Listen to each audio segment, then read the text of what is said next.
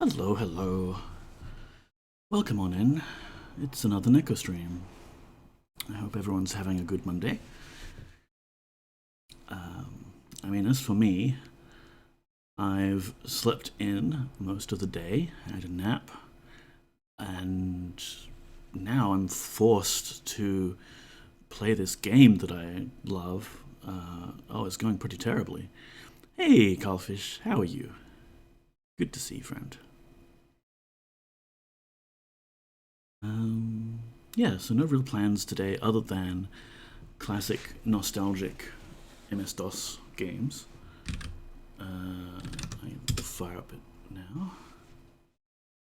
We left off. Let me go back to the game capture. Is it actually capturing for once? It is magnificent.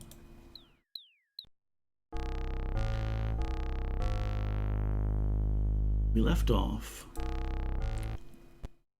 on the Serpent's Hold, and we'd visited here so that we could get everyone some training. Minion here being the strength trainer who takes 3 of your training points and gives you 3 strength, which also has this weird sort of knock-on effect for your combat skill. It's calculated strangely. We gave Yolo here some training, so he's a lot stronger now, and that's good because he's carrying all the food, of which we have very little. Oh no, there we go. Sack full of mutton chops. Great. And also, ammunition weighs quite a bit. Captain Sumi, welcome on in. Thank you for the lurk. I didn't hear the sound effect go off. That's strange. Let me just... Where's that? Testing.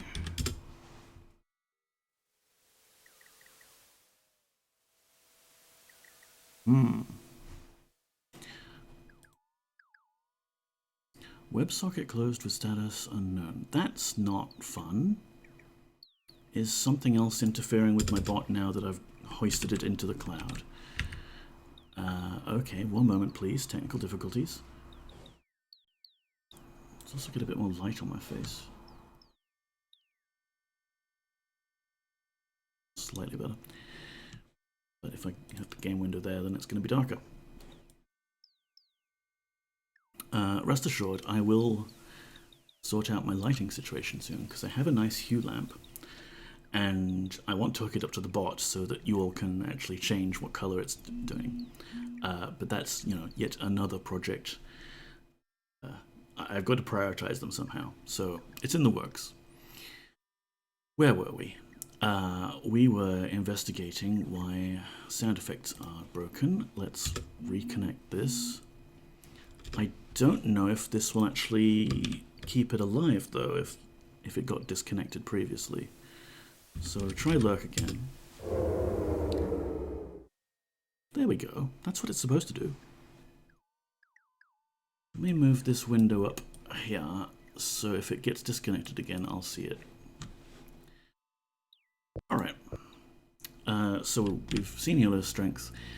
Spark didn't require any more strength because Spark is quite strong. However, we discovered that when we've got someone like this whose blood has been replaced with Silver Serpent Venom. Oh my goodness. When did this happen? I need people to call me out when this happens. Why is the game capture... Why is the game capture not working? It was briefly. Hairball, welcome on in. And is that a live picture of a kitty? Yes. Please observe the kitty. Its camera's a bit blurry, isn't it? That's a bit of a nuisance. I think today's going to be one of those days where we have non-stop technical difficulties. Isn't that lovely? But there's Poppy. She's having a snooze in her heated bed. I think this is because I've used the feature of Droid Cam where you can pinch to zoom in. And it's already kind of limited in resolution. So we'll just have to suffice with this blurry image of Poppy for the moment. I'm sure she's feeling a bit blurry and soft herself, so that's fine. Game capture, please. I am very tempted to hack on the OBS source code to make game capture work better. Did you update to OBS Studio 28? It's been causing some interesting issues. No, Hevel. No, I know that my setup is far too janky to withstand me just arbitrarily upgrading things because it's a new release. Aside from the above technical difficulties, I'm fairly comfortable where it is at the moment. I will upgrade eventually, but there's nothing compelling that I absolutely have to have right now. So where were we? Spark. So Spark's strength is 245, so he didn't need strength training. But when we gave him a bit of training anyway, his combat skill got recalculated and immediately zipped up to 30, so that was probably good for him. Same with Jana. She's now got stats of 30 and a strength of 203. Poor Sentry here is not infused with Silver Serpent Venom, so he's just got mortal stats. But we gave him a bit of a strength boost, and that's probably helpful for him. He still doesn't have a backpack. We think that we lost the backpack early on when we went to the Dragon Cave, and he panicked and dropped it while he was running away from fire-breathing dragons. We'll forgive him for this, because, okay, admittedly, fire-breathing dragons, and also there wasn't really much that he was carrying. He was carrying some dirty diapers, which is a pretty cool weapon, some other backup swords, and some torches. So today we'll try and get Sentry some new backpack to wear, but for the moment he's fine with his dagger. And that's about where we left off. So we met Menyon here, the trainer. Greetings, milady, says Menyon. What do you do? I'm a trainer. I help warriors become bigger and stronger and better fighters. I also forge swords to match the strength in my students' arms. And he will tell us about training and forging swords if we want. May the strength in thine arms always match the strength of thy will.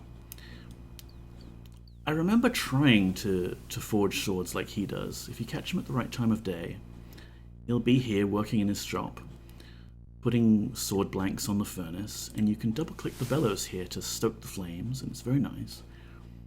But I was never successful in actually forging a sword myself by following his procedures. To the Death by Zach Sam. No, that's not the book I'm looking for. This one he's got here.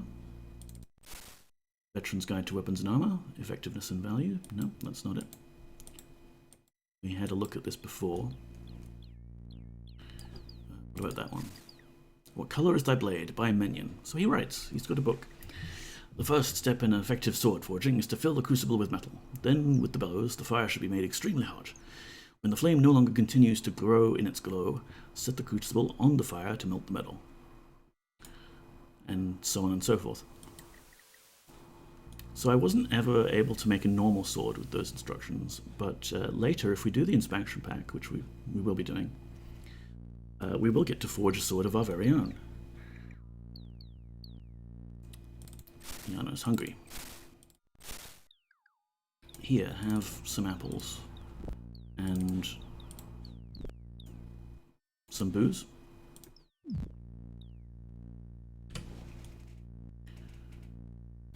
Now, we also already met the person who runs Iolo's South. Greetings, Poggers. What's your name? As I told thee, my name is Sir Jordan. And he's blind. He can't see, so he's got this sort of bandana over his eyes. I hope to see thee again, Poggers. Not if we see you first. And this noble person here and this gargoyle are wandering around outside, and they're They're investigating this crime here. You see, this statue of Lord British has been defaced. So one thing we can do while we're here is try and solve the puzzle of this crime. Let's talk to the noble. He seems to be the person in charge. The very serious man breaks into a half smile as he greets you. What's your name? I am Lord John Paul of Serpent's Hold. Thou art Poggers, the Avatar, correct? Yes, he's a very wise and learned man. I can see why he's captain. I mean, the Lord. I have something that might interest thee. I am interested, Jean Paul. He smiles graciously at you and begins pacing. Very recently, a terrible crime was committed. It seems the statue of Lord British, the one in the Hold Commons, was defaced by an unknown vandal. Perhaps, he looks at you hopefully, thou couldst help track down the villain? Yes, I'd love to. Very good. The best way to begin is by speaking with Sir Denton, the tavern keeper at the hallowed dock. His ability to solve puzzles and problems is remarkable. When thou hast solved this little mystery, please inform me of thy findings. Sure. What do you do here? I'm charged with overseeing the hold. It has changed little since thy last visit, Poggers. Of course, all of the people are new. And they are new people. They are very interesting people. There is a theme here with the people of Serpent's Hold that people who've played the game before might know. And honestly, when I played it originally back in the day, I did not pick up on this at all. We'll make this sort of a game. See if anyone picks up on it in chat. I'll explain it later. So what about the people? I'm afraid I must attend to other business shortly, and cannot show thee around. But I recommend that thou visit the hallowed dock. Many of the Hold's knights frequent there in the evening. And you're overseeing this place? It's not a difficult job. Sir Rector and Sir Horf ensure that things run smoothly as often as possible. Sir Rector, eh? He's your number two? He's in charge of the hold when I'm otherwise occupied. He has seemed somewhat changed of late, but I trust him nonetheless. And what about Horf? He's the captain of the guards. I would have no other for his position. He's the most honorable warrior I've ever met. And how has Richter changed? Changed. It began when he joined the Fellowship. He became more, orderly. He smiles. I suppose there is a regimented structure within the Fellowship that has done him good, no? And, what do you mean, It's difficult to explain. He seems more disciplined. He gives a short laugh, which, of course, is rather fitting for the hold. I'm afraid I know so little about them. They seem to help many people. However, I have noticed Sir Horf has become rather apprehensive since Rector joined.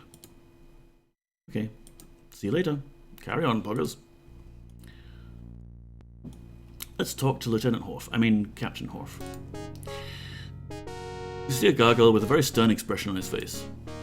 What is your name? To be named Horf. And what do you do? To be the captain of the guard, to serve and protect the people of Serpent's Hold. I'm doing terrible with these voices. What about the statue? To know nothing about that. And you're a captain? To have been commanded to protect the people who live in Serpent's Hold and to maintain the general order of the knights. To direct you to Sir Denton, the tavern keeper at the hallowed dock, to know more about the hold and people than I. To inform you that many fine warriors take up residence between the hold's walls, to have little fear of an attack from bandits or vicious animals. All right, cool. Bye. To say goodbye. He's a very brusque fellow. And there's a dog. What do you know about this crime,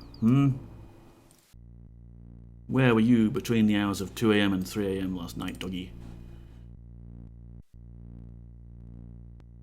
Alright, let's go inside, and maybe we won't meet everyone right away. There's one thing I want to do. We want to go treasure hunting. Here's the kitchens. And here's Sir Denton. Oh no, that's not Denton. Which one was this? You're greeted with a stern look on this man's face. What's your name? Thou mayst call me Sir Pendarin. Pendarin.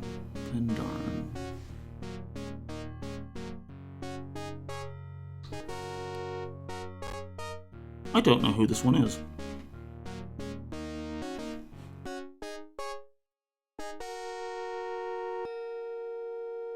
Hang on, I don't want to crunch all these Maltesers too much loudly.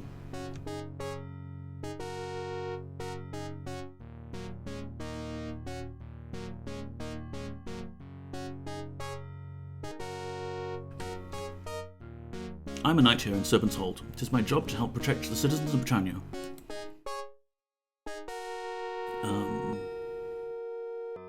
Citizens? Aye, my lady. Britannia can be a dangerous place outside town boundaries, especially now that the ruling faction has gone soft. They've gone soft, you say? Though I'd follow the land's ideals to the end of the land, I find it difficult to accept how poor the conditions are in Britannia. Brigands populate the land, disease overruns the towns, and corruption fills the councils. Were it not for the Fellowship, I would be hard-pressed to avoid falling on my own blade, despite how dishonourable an act that may seem. Ah, you're at the Fellowship, are you? And what's your opinion of the ruling faction? Well, I mean Lord British and his advisors. And Serpent's Hold? What do you know about that? I live here in the hold with my lady. Oh, who's your lady? Her name is Jahan, my lady. He says suspiciously. She is the provisioner.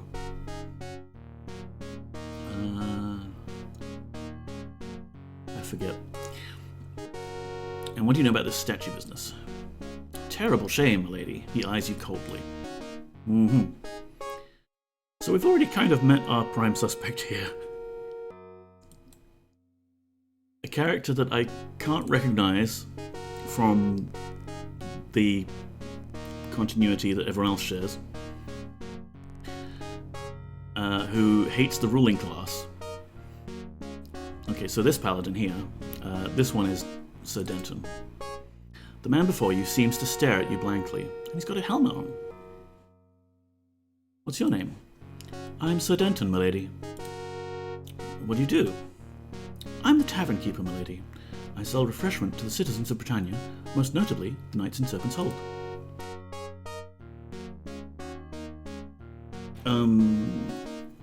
Can you help with the, crime thing? Yes, my lady, I can help thee investigate the crime. I believe the best way to begin would be simply speaking with Sir Rector, since he is the one who searched the statue after the incident. Can you tell me about the other knights? Almost every resident here is a noble warrior. The exceptions would be Lady Jahan, the provisioner, Lady Tori, Lady Lay, the healer, and Minion, the trainer. I can also tell thee about all the other residents. Wow, this guy, he's a fount of knowledge.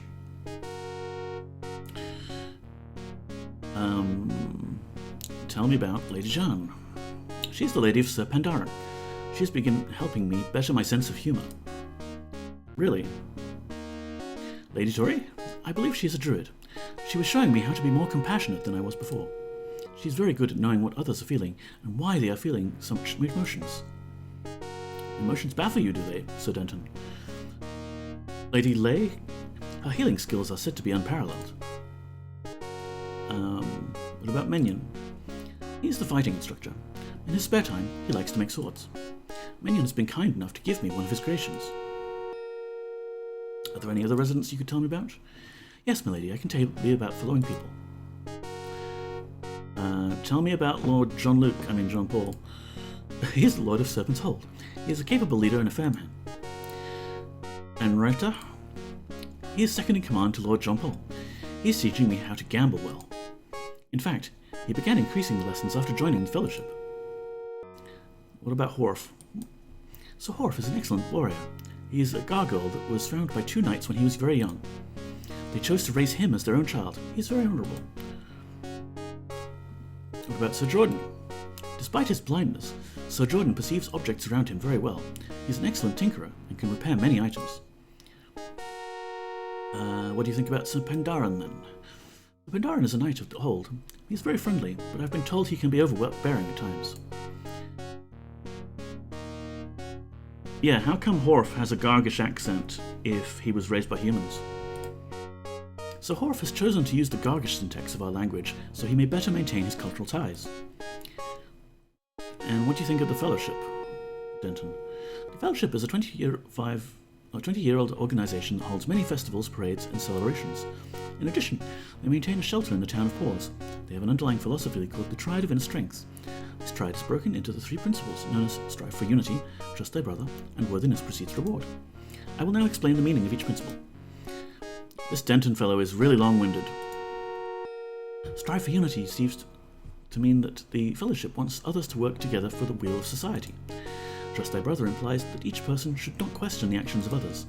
Worthiness precedes reward indicates that the Fellowship's attitude towards reward is that one must do well to be rewarded. Tell me about no one. Tell me about your sense of humour, Denton. My jokes are very bad. If thou wouldst like, I will tell thee one. Shall we do it? I mean, we know it's going to be bad. Alright, let's do it. Why did the chicken cross the road? To get to the other side. Oh, that joke is new, he says sarcastically. Aola whispers in your ear. Poggers, we have heard this one before. 'Tis best we leave him before he indulges in another joke.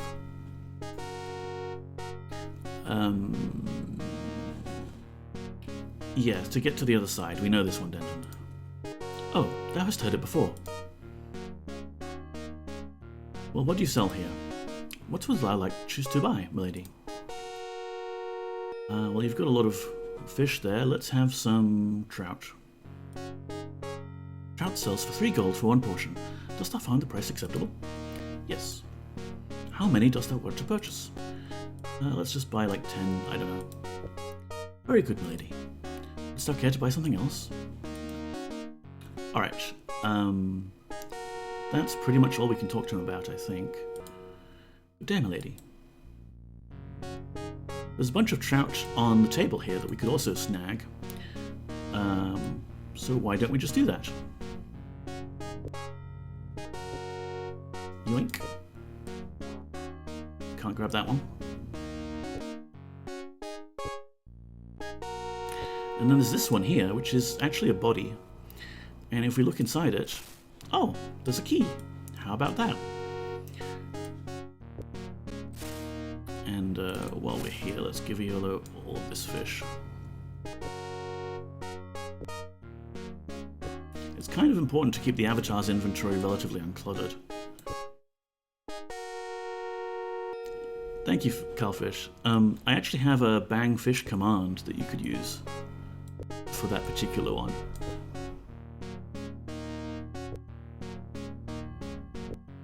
Assuming it's still working because my bot did get unlinked from the cloud earlier. Today's fish is trout a la creme. Enjoy your meal.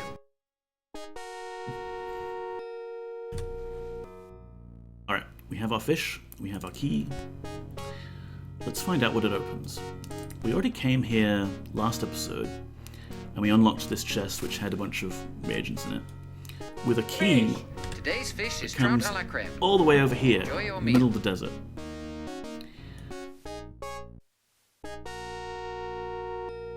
But what could this key possibly open?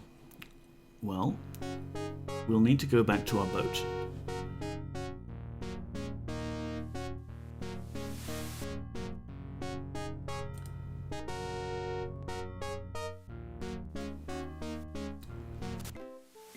Alright, let's go. Honestly, that's nice enough just to change the music from the constant fanfare. So we need to just sail around the edge of Serpent's Hold here. And discover a very inaccessible little cave. Resist the urge to do that command about 6 more times. Thank you, Hairball, for your restraint. We've been streaming for a little bit. Let's give some shout-outs. Hairball also has a similar command on his channel and does cool retro games. Please follow and enjoy. Captain Sumi was in chat earlier and is lurking, but she's another Stream Shed member. and is busy debugging bots for us so that we can get proper announcements going for people going live. Do check her out as well. She's recently started streaming again after a long 1 month break and is doing horror games now. Unfortunately, because of time zones, I don't get to catch her streams very often. Alright, let's park this ship if we can. Is it here? No. A little further up? No, it is here. We just can't see very well because the entire game screen is taken up by boat. Thanks for the shout out. No worries, Hebball. Let's disembark here, and ho-ho, there's a cave that's just on the edge of Serpent's Hold here. And inside the cave there's a lake. Got my finger on the C key because there's going to be crocodiles. I mean, that's not just because of alliteration. I wouldn't be required to use different keys for different enemies. That would be a very weird game.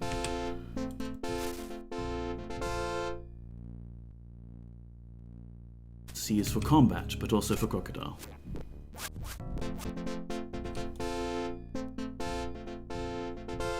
Looks like the crocodiles have had their feast here. Ooh, potions. Don't mind if I do. Poison potion, kind of pointless, but whatever. Some gold, sure. And a locked chest. Oh, but we have a key.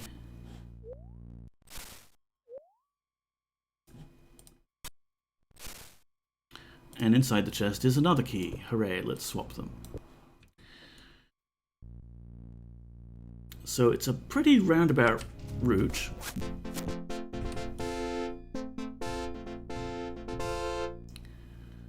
But by getting this key, we can now return to Serpent's Hold and get at that... Whoa! Kraken!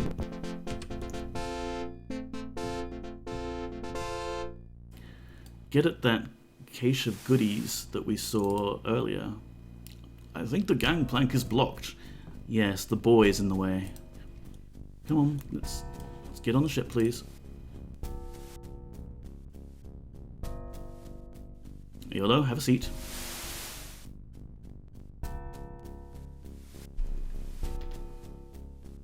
When you're ready, just have a sit down, please. And if you think this is bad, wait till you see the flying carpet. Right, let's go. Back we go to Serpent's Hold. Honestly, let's not bother docking at the actual dock because that was fiddly. He says as he fiddles around trying to land. There we go. I think the gangplank is blocked. Oh, thank you so much, Yellow. Are we not able to disembark here? I think the gangplank is blocked. Yes, very well done. Good boy. Alright, fine. This way. Okay, now park. We made it. Dry land. Hey, doggy. Should probably make that a sound effect, except every streamer has that from the room.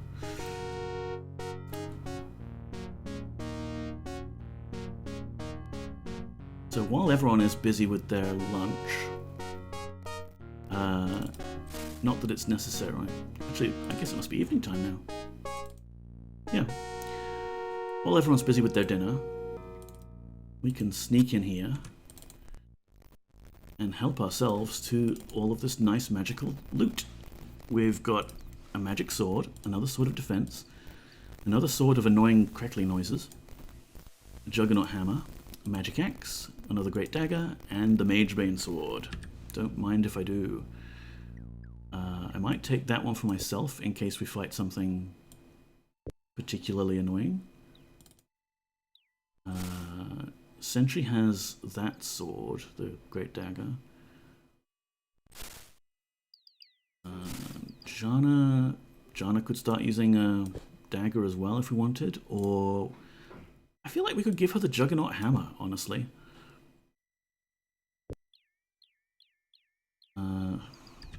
Who else we got? Spark has the Hoe of Destruction, and really you can't beat that until later when we do the expansion. Iolo has no melee weapon, and we don't really care to give him one, but I'm a compulsive hoarder of things, so let's just grab whatever we can. And I don't remember the stats for a magic sword, whether it's particularly good or not. But yeah, let's just hold on to everything. Oh, no, we tried to pick up the table there. There, we've cleaned them out. Also, there's a bit of heavy plate armor here, and I wonder if we could make use of that for any of our party members. Let's be sneaky, and we'll lock the door again behind us to make it look like no one was ever here. Yes. We won't need the key. Alright, so yeah, we've got a shield, some gauntlets. I'll keep Iolo in chainmail because he's not very strong.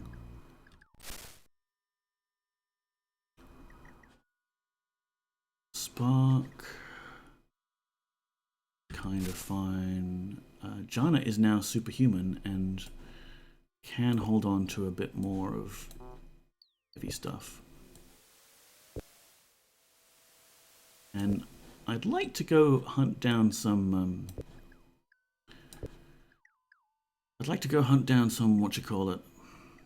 more magic armor, because it is nice. Uh-oh, I think Iola's about to be mad at me. Oh, no, it's fine. Because I was dragging things into people's inventories and not directly onto their heads. I tell you what, Iolo, you can probably hold on to this. There. He's complicit now. Is that everyone? No one needs gauntlets? Oh, Sentry needs gauntlets. There you go. And sure, these shields are nice too, so grab one. Right, we are kitted out now. Let's go meet some more of the residents and see who's done the crime. Have a seat. Boy, you've taken my chair. So who do we talk to here? For all we know, that's Sir Denton again. The woman smiles at you compassionately. Here we go, it's Lady Tori. I'm Lady Tori, my lady. Mother of Ricky, she says, sobbing. And what is it you do here? My job is to provide counsel for Lord Jean-Paul and anyone else in need of guidance here at the Hold. Oh, so she's a counsellor. Counsellor Tori. He is an extraordinary leader. Everyone looks up to him. Thou hast only to ask his captain. I thought he was the captain. The captain of the guard, Sir Horf, is a gargoyle. He was found by two humans who raised him to be a valiant knight. He's a very dedicated warrior and rarely leaves John Paul's side. But about the Gargish accent, despite his human upbringing, Horf has struggled to maintain his Gargish identity. By speaking in the same manner as his brethren, he feels he can better hold on to his background. Okay, that's just like a generic conversation point we can ask anyone, I guess. I sense that thou wishest to know about the residents here at Serpent's Hold. Is that correct? That's amazing. Are you psychic? As counsellor for the Hold, I can tell thee about many people. Hast thou met the healer or the provisioner? And as a warrior thyself, thou mayest wish to visit the trainer and the armourer. Sure, tell me about the healer.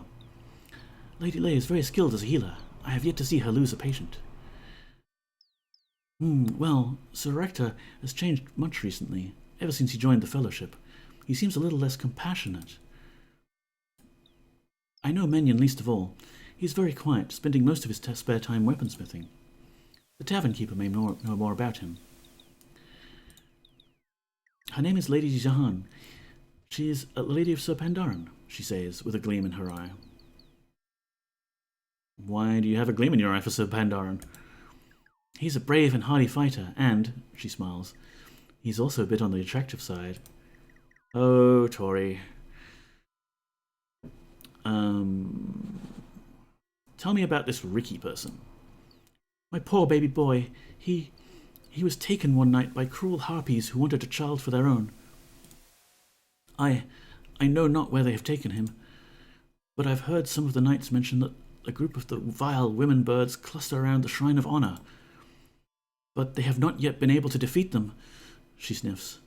But thou, milady, thou wilt help me get my child back. Oh, please, wilt thou? Okay, so there's a little quest here. Her baby's been abducted. Sure, we'll do it. I cannot thank thee enough for helping me. She appears to have cheered up greatly.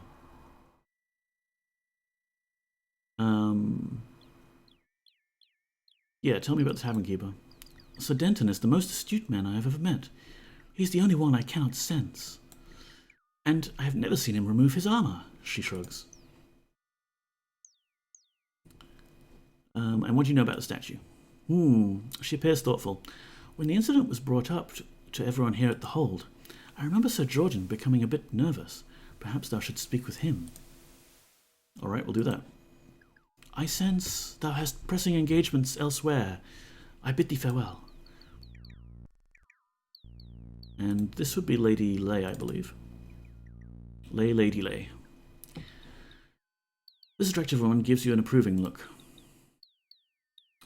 I'm Lady Lay. What do you do? I'm the healer of Serpent's Hold. What do you think about Serpent's Hold?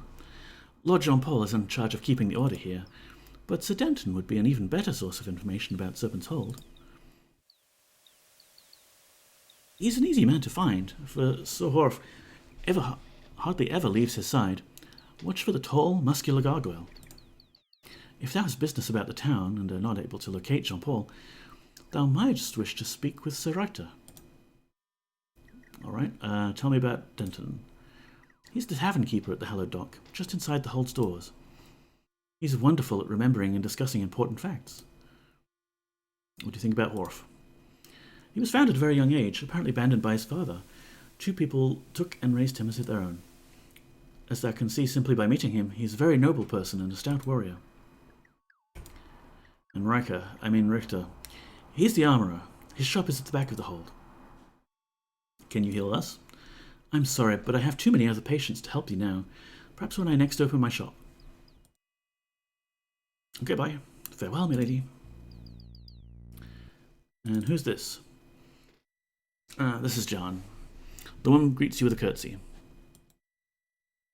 I'm the Lady Jeanne, milady. I don't think she corresponds to anyone either, unless... Maybe, but... I'm the provisioner of Serpent's Hold. And, she adds, I also have a ship for sale, shouldst thou be interested in that.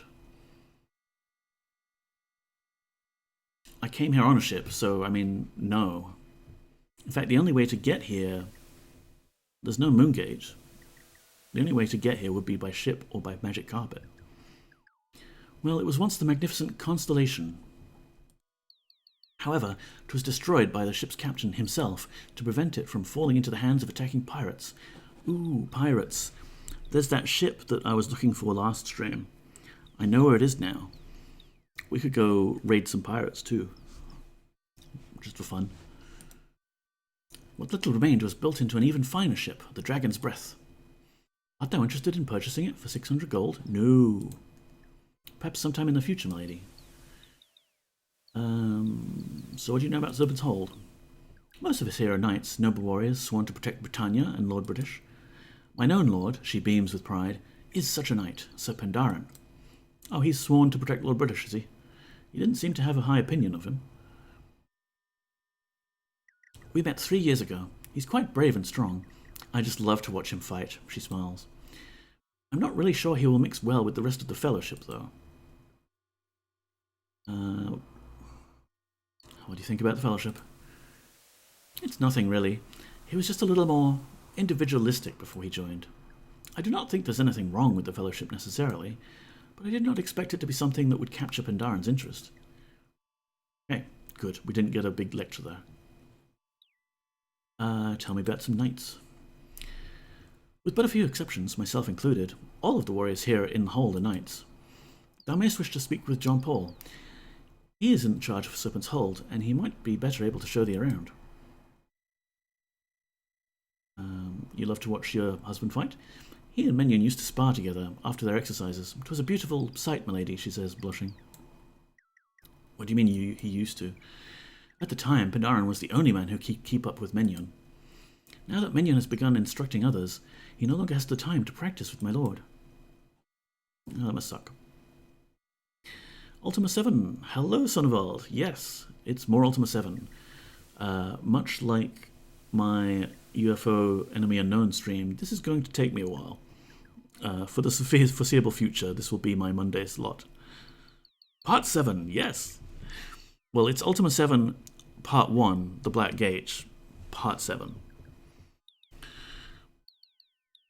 And let's give Sonnevald a shout out too, since we gave everyone else a shout out. Everyone knows Sonnevald though, but if you don't, go follow. He's recently fixed all of his audio issues, and there will never be any kind of audio imbalance issues ever again. So let's see if we can buy provisions. A better time to buy would be when my shop is open.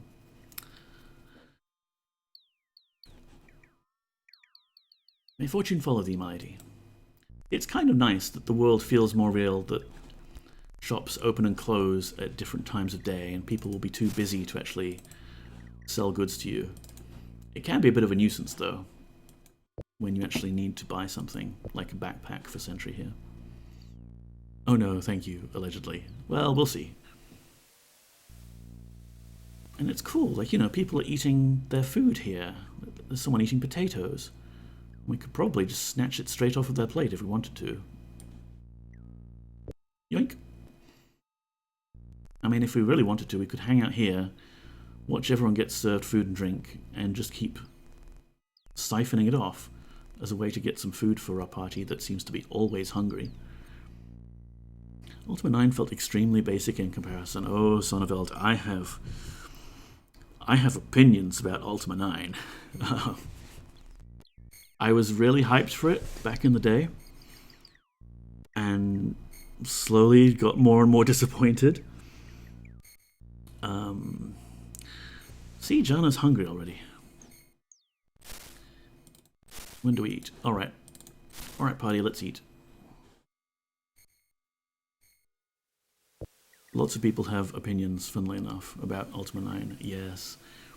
I mean, did you ever watch the Spoony one, Sonneveld? He did his big, long YouTube series on all of the Ultima games from start to finish. And that's where I have my What's a Paladin clip from.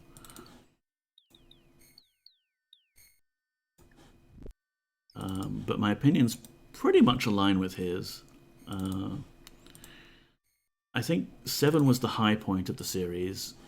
8 was nice, but a little disappointing that it went from this party-based system with deep dialogue trees to a single-player, kind of Diablo-like experience.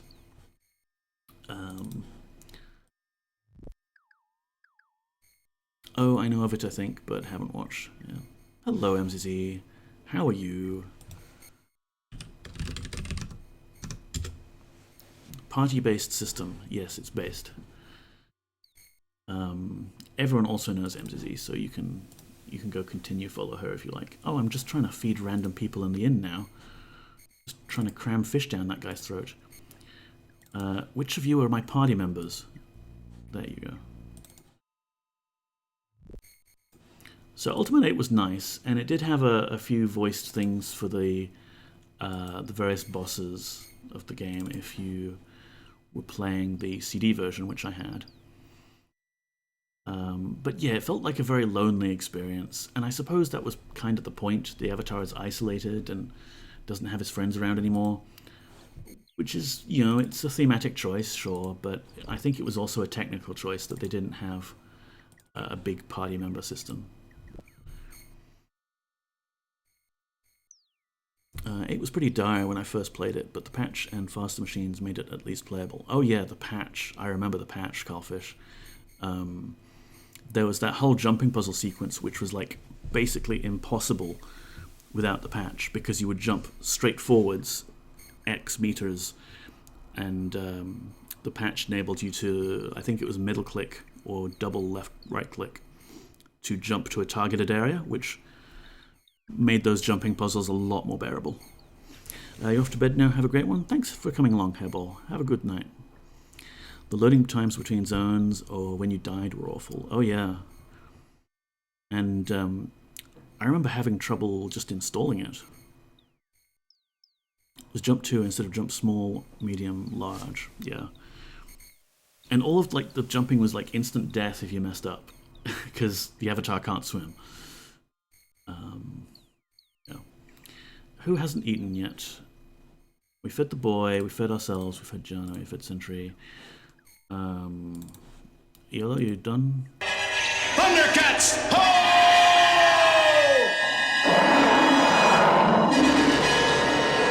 MCC just subscribed, you bloody legend. MCC. Sorry if the fanfare has made you feel awkward, but thank you very much. That's very nice of you. You know you don't have to, but I appreciate it. Here, have a close-up of Poppy as your reward. It's an extreme blurry close-up, unfortunately. I'll fix that camera eventually. I need to just buy the pro version and figure it out. Yeah, there you are. Poppy. We're talking about you. You're on stream, Poppy.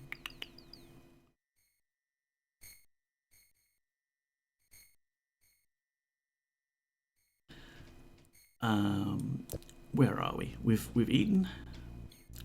We've looted the place. That's great. I think we've talked to everyone around here about the statue incident. For those that have just joined us, here in Serpent's Hold, there has been a crime. Thundercats! Ho!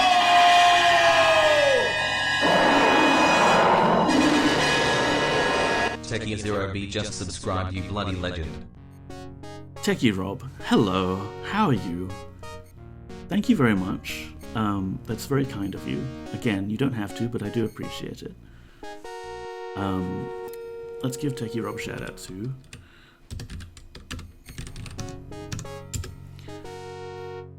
Techie Rob also does a lot of retro streams.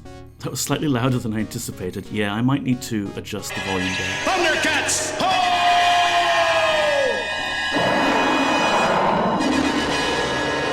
Sonovel just subscribed, you bloody legend. What is happening? Why are all my friends being so nice to me? Sonovel, thank you very much. I haven't even finished thanking Techie Rob. Techie Rob is a cool retro streamer, and often time zones make it difficult to catch their streams, but please go follow if you haven't already. And Sonneveld, everyone knows Sonneveld. He's, yeah, great. Anonymous Cheer, thank you very much. Oh no, is this... Anonymous Cheered X100. No hype trains. No. There's no hype on this channel. This is a chill channel. This is relaxed. We don't need hype trains. What are they for? But yes, thank you. Thank you, everyone. You're all very appreciated. And honestly, I just like having you around in my streams while I play nostalgic DOS games.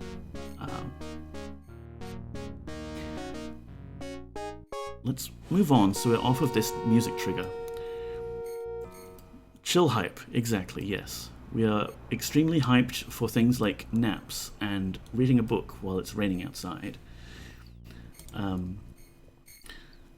So the crime that has been committed is that this statue of Lord British has been cruelly defaced.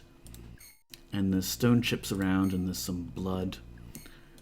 And we've been tasked with investigating who has done it.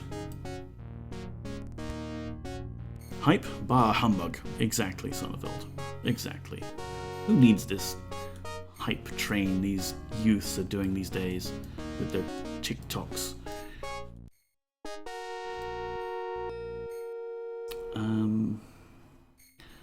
So did we speak with... Oh, that's right, it was Sir Jordan that Sir Denton suggested we go speak to.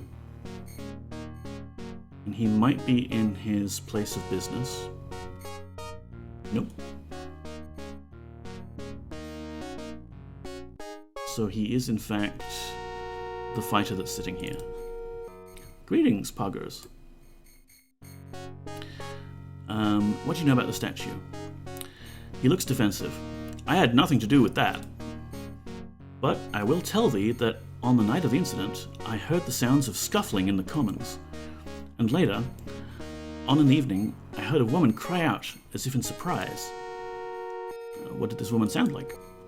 I'm not positive, Poggers, but I believe the voice was that of Lady Jehan.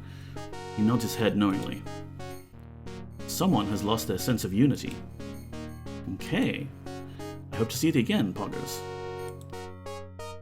So, Lady Jehan is this one. Good day, milady, says Lady Jehan. So Jordan has just ratted you out to me, so you're sitting right here at the table. You may as well fess up. What's going on? For an instant, you see indecisiveness in her expression. Then she suddenly gives in. Her words coming out in a torrent of information. I'm afraid to speak, but knowing thou would see through any facade, I can no longer silence the truth. I'm losing my ability to speak thanks to this game and the constant fanfare in my ears. My lord, Sir Pandaren, has not been the same gentle soul since he joined the Fellowship. 'Twas not too long ago that my Pandaren was a noble knight, one a lady could be proud of. But now, she shakes her head, in protest of a wrong he perceives in Britannia's government, he has defaced the statue of our beloved Lord British. She begins to sob. And he's battled and wounded a fellow knight who chanced upon him during his hour of misdeed. He came to me, she tries to choke back her tears, with another's blood on his sword. After a few moments of your comforting, she regains her composure. Please do not be harsh with him, she begs. Who is this other who is fighting him? I do not know who, milady, and Pandaren would not say. Fine. May fortune follow thee, milady. Oh, please, any other musical cue. Surely there's something...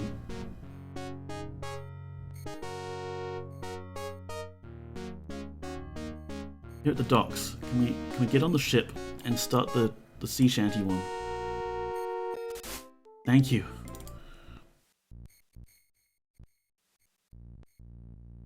You know what I should just do? I should just turn the music off temporarily. That'll save my sanity.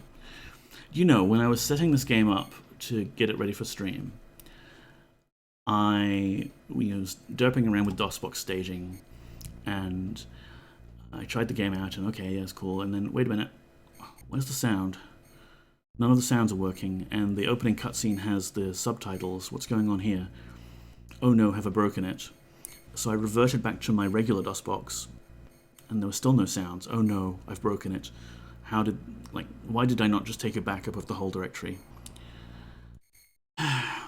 And this bothered me for about an hour. Hype train success. Wow.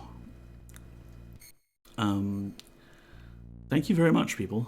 That's the very first hype train. That's crazy. To cut a long story short of frustration and debugging, when Ultima 7 starts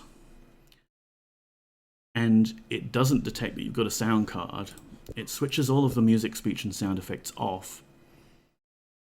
And then even though I had fixed it when I was changing the configuration was still set to have everything off. And so no matter what I was doing, it was not producing sounds, because the game just decided, yeah, you don't have a sound card, so I'm just not going to try.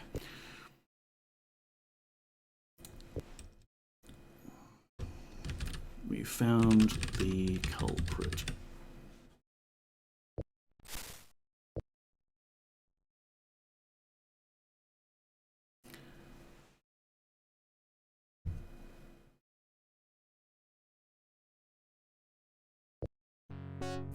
Oh no, it's back. Okay.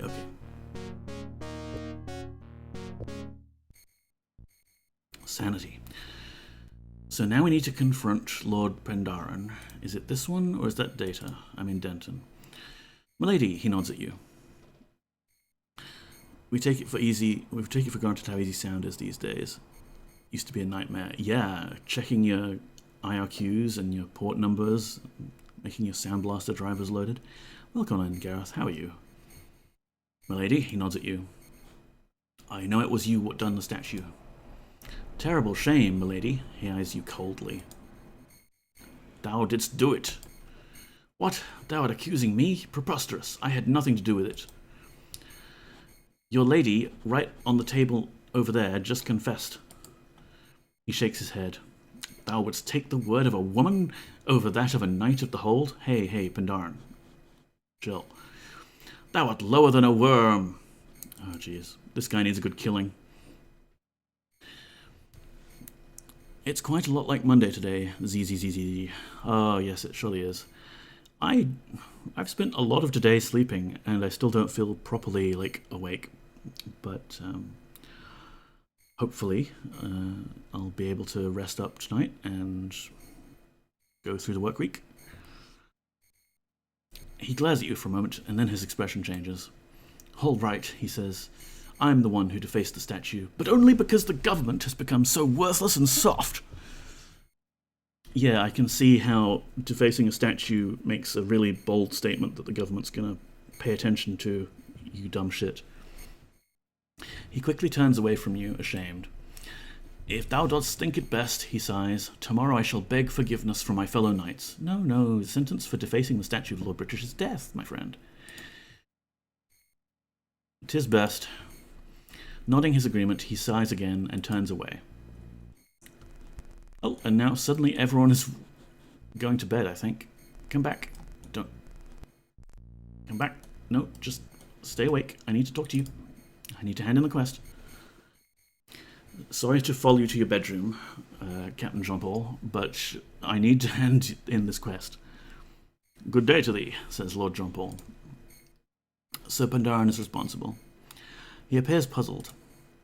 I see. And how did thou reach this conclusion? Lady Jahan told us. He smiles and extends his hand. Excellent job. Poggers. I cannot adequately express my gratitude. I will see that Sir Pendarn is properly reprimanded. I thank thee, Poggers. Not creepy at all. It's standard role-playing game practice. Alright, goodbye, Jean-Luc. Carry on, Poggers. And if you haven't guessed already, a number of characters in this area are all based off of Star Trek The Next Generation characters. Lord Jean-Paul is Jean-Luc Picard. Who's his wife? Lady Leigh is Beverly Crusher, the healer. Sir Denton, the mysteriously trivia-full knight with the full face mask who speaks very precisely, is Data. Captain Horf is Lieutenant Worf, and so on and so forth. Your emotes are so cute, I'm sorry. Aw, don't be sorry, Emmy. I'm happy you enjoy them. You know, you can also enjoy these emotes using channel points and just redeem them that way. I made the cost quite cheap, so no one should feel the pressure to subscribe or anything. But again, thank you all. You're all very, very kind. There was a hype train. You missed it, Gareth. The hype train. It departed. The next one isn't scheduled for a month. It's a very rare hype train.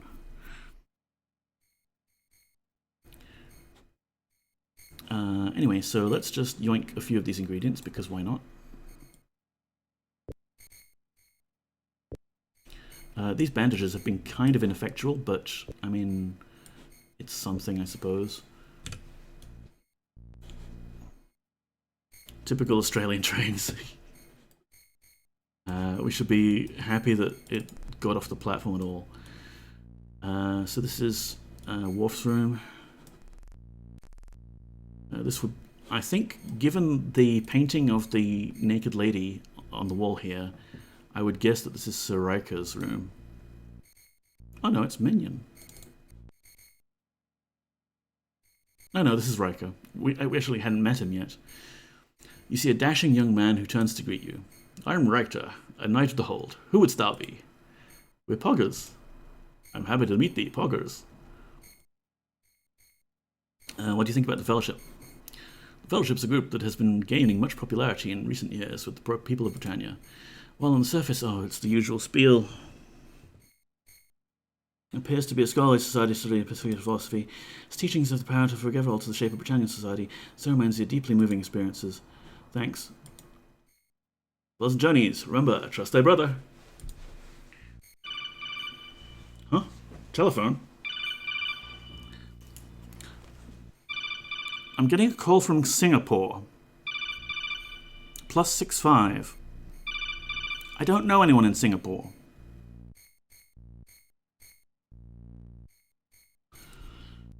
It's been like that lately, with WhatsApp spam messages as well. What are they doing here? Look, we're just hanging around in your bedroom, wielding weapons, alright? Relax. So that was the major quest line of Serpent's Hold. We do have one other unresolved plot line. Oh, hello, a backpack. Sentry needs a backpack, don't you, Sentry? There you go. Carry a bunch of cannonballs around if we wanted to. The cannons are usable in combat, but not very easily usable. Ooh, hello, magic boots. Not that magic boots are actually going to give you more protection than any other boots in the game. But... Yes, my friend, Iola asks? No. Is that Metal Gear? Sorry, Gareth, I didn't see your comment at the right time. What was Metal Gear? The big pile of cannonballs.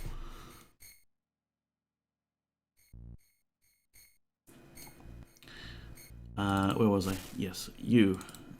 Shoes. Okay, you've got shiny shoes, you've got shiny shoes. You've got shiny shoes. Does the boy? The boy's got swamp boots, which are just as good.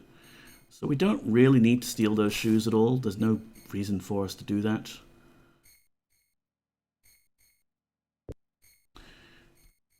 And that chest is locked, but it's probably locked with the kind of lock that one has to lockpick. So we've unlocked it with our skeleton key. 12 gold coins. I'm not even going to bother looting them. I wanted to find Lady Tori's room. Here it is, with the sadly empty baby cradle.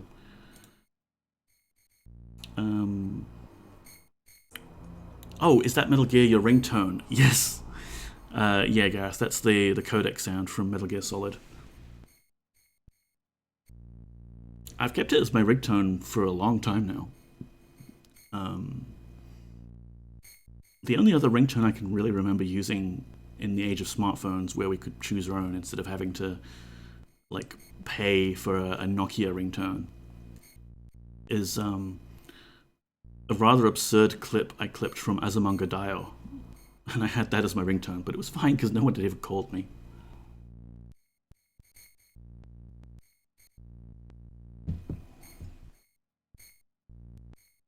Greatest anime, right? Don't even like anime. Yeah, Azumanga Daioh is a classic. It's one of those things I'll watch if I'm really sick. Begone, fool! Okay, so, Troy. Troy smiles and reaches out to you. Hello, Poggers. I sense thou art troubled. Cool. So we need to go find her child that has been abducted by harpies. And she gave us a clue that in the Shrine of Honor, which is around there somewhere, there were reports of harpies.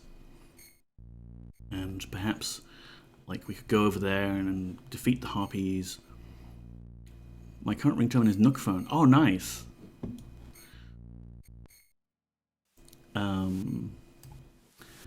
But that's a long way, and why don't we just use magic to get there?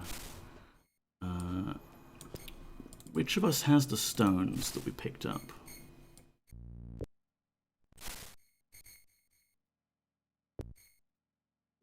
Oh, we didn't pick up the purple one. So the purple virtue stone, all of these virtue stones come preloaded with coordinates that they've been marked to. And the purple one is the one that will actually take us to that exact place where Lady Tori's baby is being held.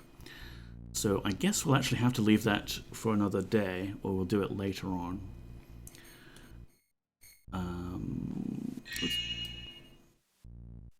And that was my SMS alert. Someone left me a voicemail message, which is something I've tried to opt out of as much as possible, but like at the end of the day, like if you're on like the Optus network, you get something for free that I can't find a way to turn off. That took a while, so they must have dumped a big pre-recorded message into that. Very strange. You would think that if it was a spam call, they would have just hung up.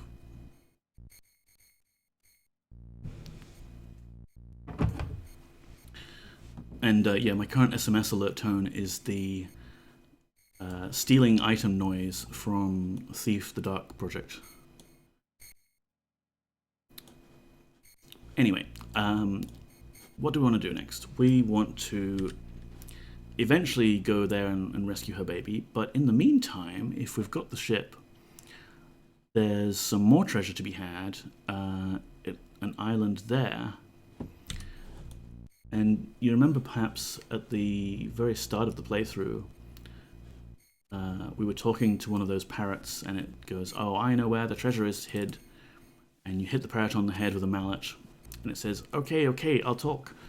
The treasure is at 169 south, blah, blah, blah, blah, blah." And as it happens, those coordinates are for this island,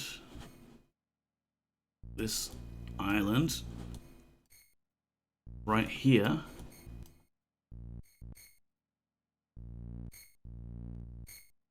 Wait, this one is one over this one. Land, damn you.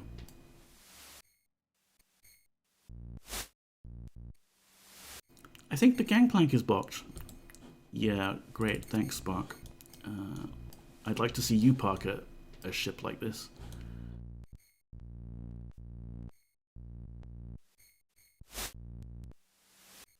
Alright, everybody off. And oh, how about that? There's a secret cave on this island. And it's got invisible caltrops again. This game loves its invisible caltrops. Is that virtuous? Oh yeah, it's a good point. We're stealing someone's precious caltrops. You had best not do that, Avatar.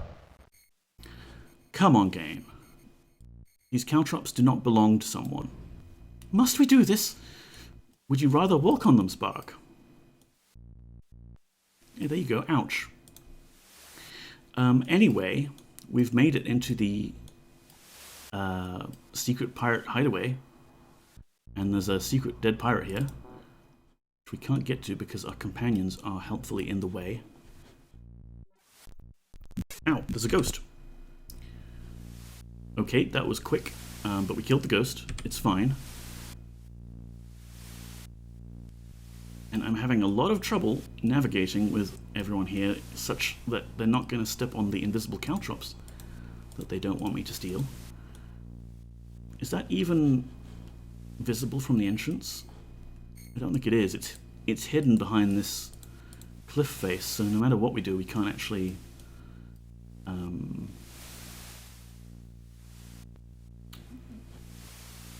pick it up because it's hidden by the wall. But if we carefully step forwards, okay, we've got some powder kegs. Those are nice. We've got some invisibility dust. Cool. I'll take that. Another locked chest. There's some lockpicks here, though. I can't get at.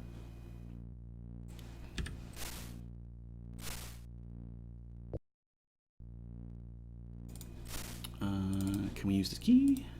We can. How about this one? Can't even reach that chest yet. There's too much crap in the way. Stealing the caltrops. Bad. Taking all of the gold. Good. Yes, carpfish. That is the proper morality of the situation. Can't reach that. What if we moved this outside somewhere? Just dump it outside. There we go. Okay, so we've got some more Silver Serpent Venom. I'll save that up for another possible exciting session. I can't reach those rings, which is annoying. But okay, we've got some gold. Let's load all the gold into this chest, and we'll load the chest into the ship. Unless, of course, companions, you think perhaps that moving this chest around is stealing. Okay, they're fine with me moving that chest. Now we can maybe move the body. Or search this bag. Ooh, yes. About 500 gold. Some lockpicks that we don't care about. And a lightning whip. Which, I mean, it sounds fun, but it's not really going to be superior to the other weapons that we've got. Nevertheless, who can carry this? Boy. Won't fit, huh? Come on, people. We can carry more loot. There we go. If he's dead, it isn't really stealing. Yeah. So obviously the dead pirate owns the gold, so it's not stealing. But someone else owns the caltrops. Ooh, here we go. We've got a nice chest of goodies here. Several glass swords, more shiny boots, some shiny gloves. Who wants shiny gloves? Sentry wants shiny gloves. And some rings. Can I reach these rings yet? I can. And some booze. I mean, booze is also nice.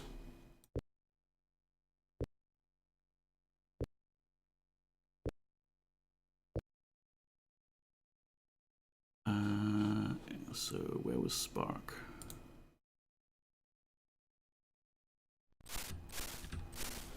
Here you go, Spark. Grab that whole chest.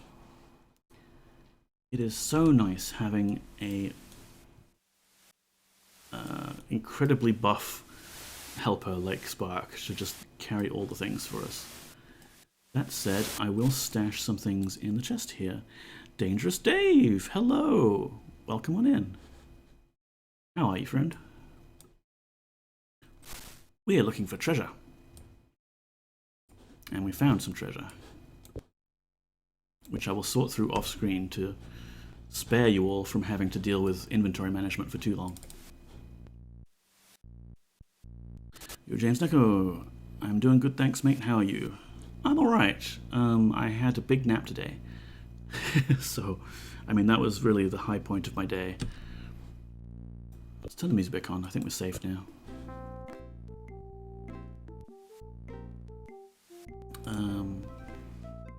Do you stream, Dangerous Dave? I don't think I've caught your streams.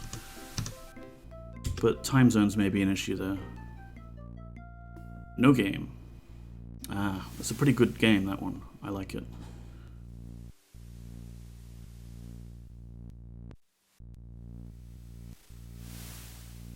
No, not streaming, James Neko. You mean not streaming yet?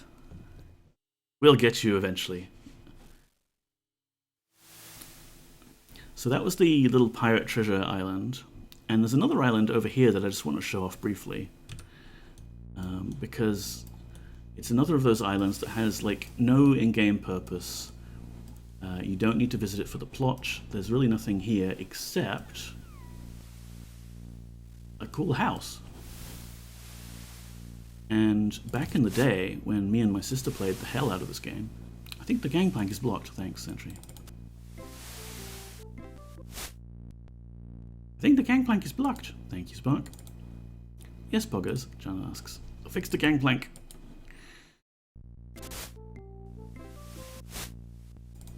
There we go. We made disembark. All this island has is a bunch of sheep. And, you know, grass, nice beaches. And this cool pirate house. So it's got some stairs that lead up to this roof area, and a pirate and a mage.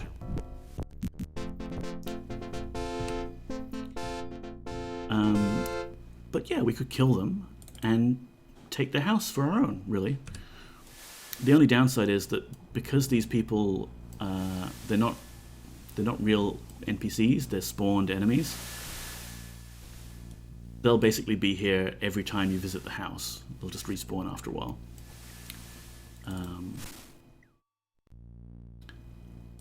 Unless it's a one-off spawn, I forget. Happy Light, hello, welcome on in. Thank you for the hydrate. But yeah, this is one of the houses that I claimed as my own back in the day when playing the game as intended seemed very dull. And wouldn't it be better to basically treat Ultima 7 as The Sims, except before The Sims existed, and just build yourself a nice little house somewhere and live there?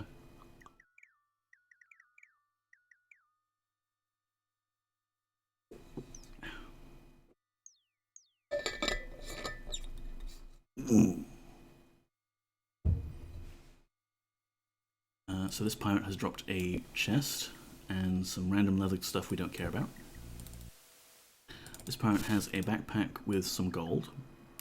Cool. Who's holding the gold these days? Is it the boy? There you go, boy. And this random fighter dude... this random fighter dude who is lying dead on the ground is clearly Sentry, our party member. Gives me RuneScape vibes. Yeah, more games need house building. Totally. BRB, you're working on something. Ooh, sounds secretive and exciting.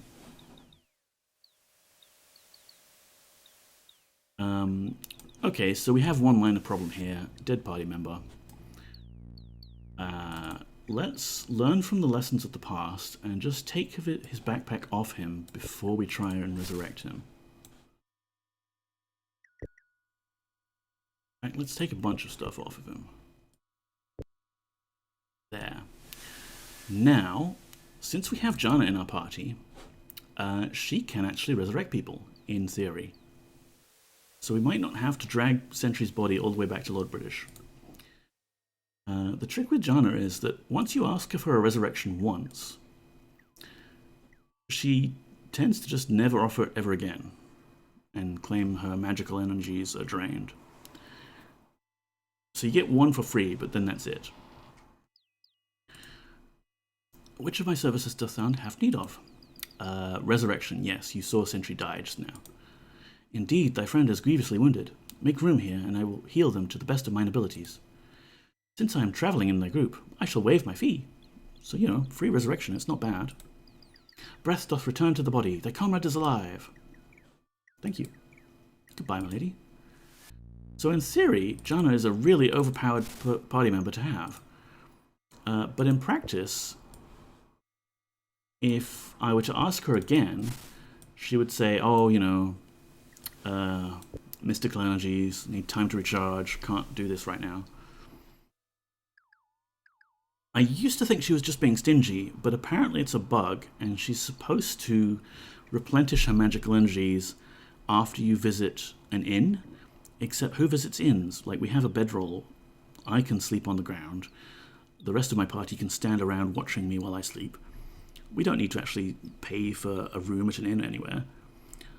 So, one thing I'll try and remember to do is we'll go and visit an inn and we'll stay the night, and then next time someone dies, we'll see if Jana can still revive them.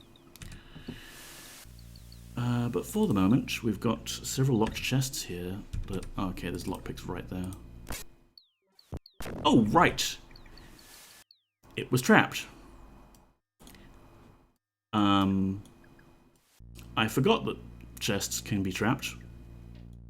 I mean, I even have a spell, Detect Trap. Spark's fine. He's just on the floor, unconscious. He's at negative 32 hit points. I suspect Spark is very difficult to kill now because I don't know exactly how low he can go before the game actually considers him dead.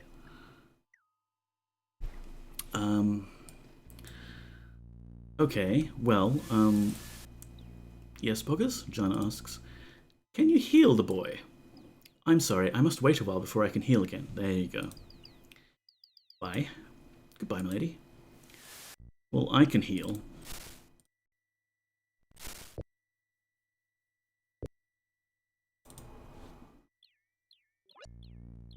There we go. Boy is back up to how many hit points? 107. That's not bad. And for our trouble, we got a chest full of useless daggers and 2 gold coins. Wow. Okay, so we got lucky there, considering there's 2 powder kegs right next to the chest. I wouldn't work if I didn't get a bed either. It's called quiet quitting, Gareth. You see, party members, when they're on adventures, they can just start to do the bare minimum required of the hero and not really actually put in the extra effort, like to go the extra mile, like resurrecting the dead. Working your wage, exactly, Sonnenfeld. And in this case, their wage is nothing. They get to carry around some of the gold and magical items for me. Let's put this detect trap spell to some use and see if there's any other traps. It's only a first level spell. We can cast it 13 times. It looks like there aren't any, except maybe at that point there, which might just be the monster spawning egg. Okay, so these chests are definitely fine to open. Pick broke. Pick broke. Is this not lockpickable? Let's have a sneaky peek. Quality is 57. No, this chest requires a specific key to open it. Interesting. Yeah, can I just put that outside somewhere? You had best not do that, Avatar. It's not stealing if they're dead. It's looting. Okay, so this chest has a bunch of black rock in it, which is interesting. That we really don't need to bring it with us. It'll only be useful for the end game, I think. Got some ribs and some sausages and some trout. Don't mind me, everyone. Just amuse yourselves while I loot this place. Crate full of swords. Crate full of alchemical equipment. That's kind of cool. I kind of want that just to decorate things later. But maybe I'll come back for it later. Crate of... oh. It's a crate of sextants. Look at all of those sextants.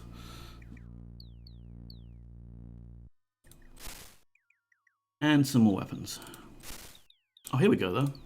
We've got some magical ingredients. I will definitely want to take those. These are expensive. I mean, not garlic specifically. Garlic is cheap. But all of the mandrake root and what have you is expensive.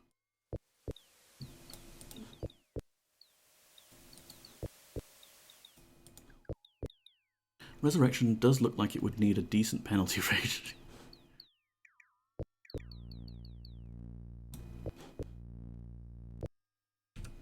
Alright, I think we've looted this place pretty thoroughly. Except for this mystery chest, which, honestly, I don't remember what the key for it is. I'll have to... is it 53? 57. I have a spreadsheet I've been keeping on, like, which chests are which.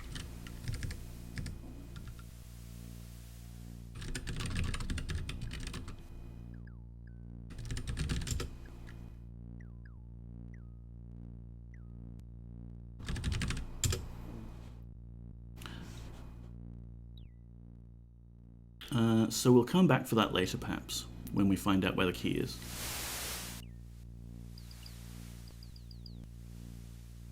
Where did we park our ship? Here we go.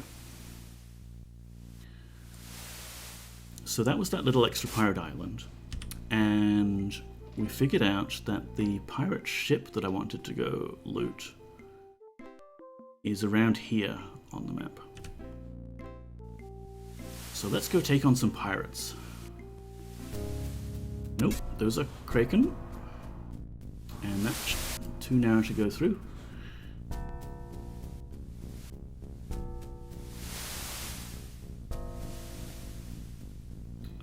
Yeah, pretty much north from here.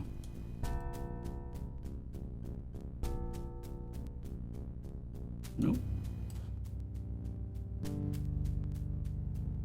Need to go in a search pattern.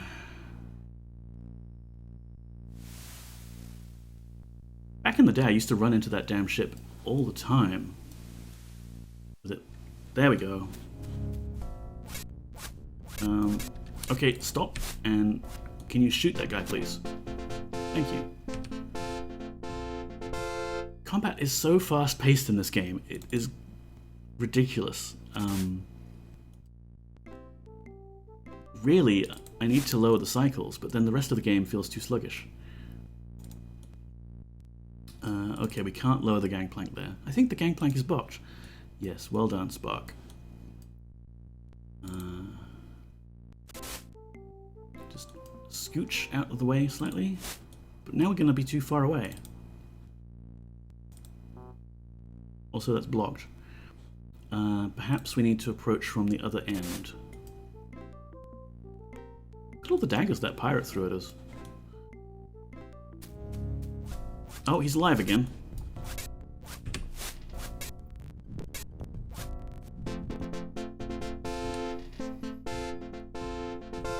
I think Jana is putting that Juggernaut hammer to good use there. It seems to be one-shotting those pirates. Alright. Now we just need to make the boat there. I think that's the right distance. And I need to use telekinesis to lower their gangplank.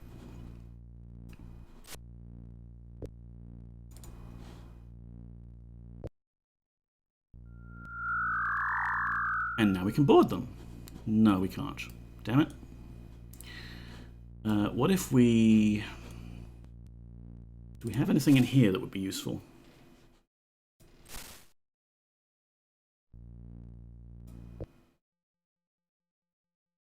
The chest might work. No. Well, that's annoying. Look, it's just a tiny gap, Avatar. You could just jump. Oh, if only the Avatar could jump, he said, not realizing that that would cause Ultima 8 to come into being, where the only mechanic is jump.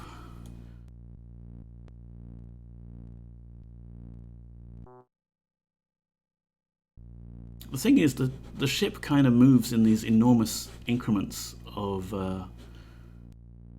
distance when it moves, so I don't think there's actually a nice way for us to dock.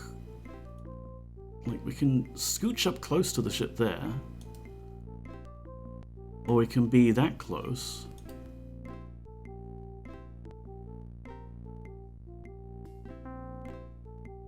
What about now? Now you're not going to let me lower the gangplank, are you? No, it's very close. Okay, whoops, what is this? I don't know why I'm pushing. Oops, oh, what, huh? Oh no, I seem to have jumped the tiny distance. And now I'm looting these pirates.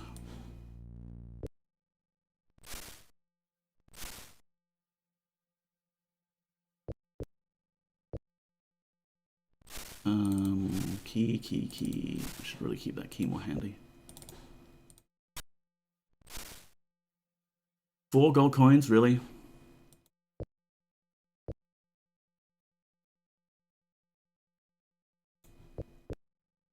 And what do they have in their hold? A lot of powder kegs.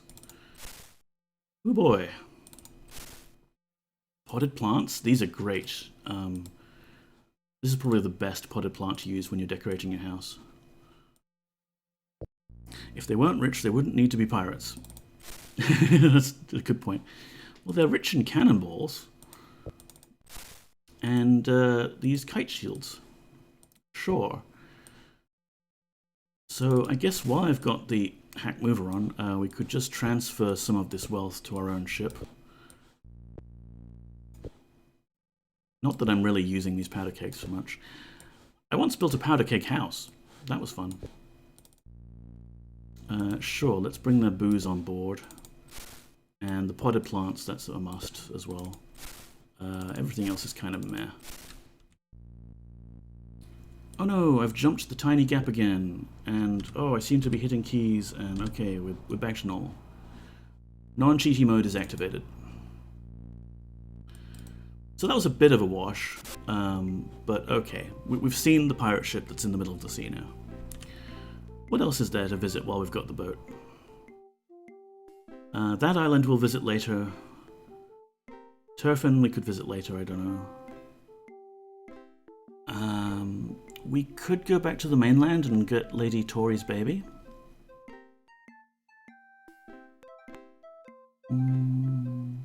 Or we could go to Buccaneer's Den and do some gambling. I mean, the gambling would be pretty good. It would get us a lot of money. We don't need to go there for, like, the plot reasons yet, except that we know that Hook is probably there.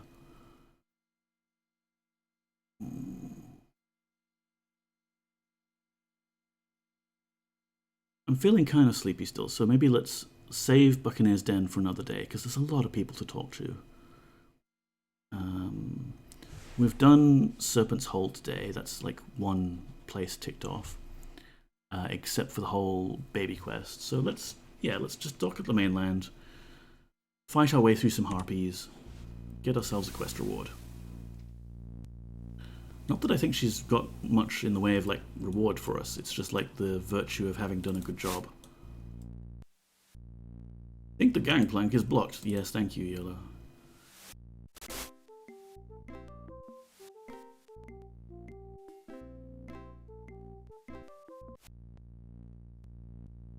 Finally, dry land. Everyone remember where we parked?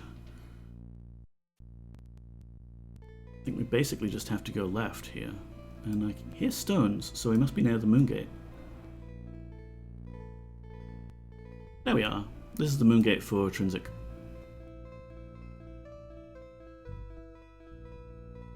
Good tunes.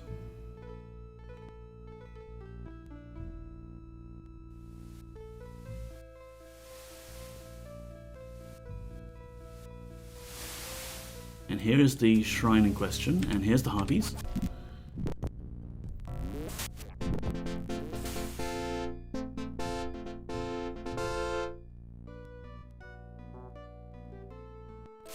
I think the harpy died midair.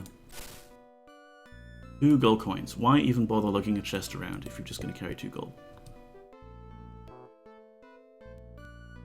That bolt is in midair as well. And here's the baby.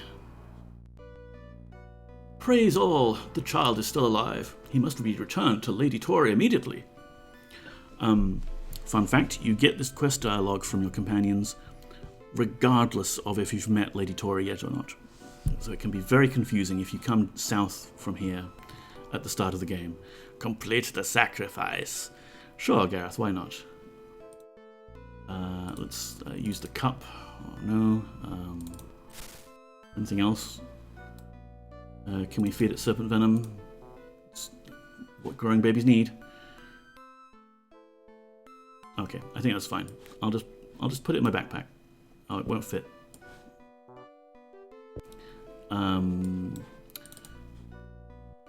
Yeah, Ayolo, you've got your bag full of food. Just stuff the baby in there.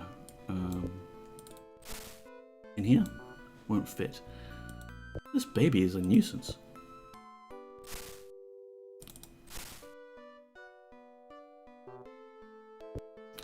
Okay, fine. Will it go in your belt? No.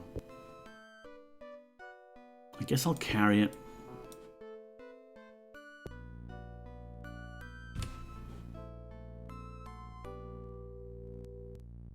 I don't think there's anything else of super interest around here. I mean, there's a dead person, a harpy nest, small child that's been murdered.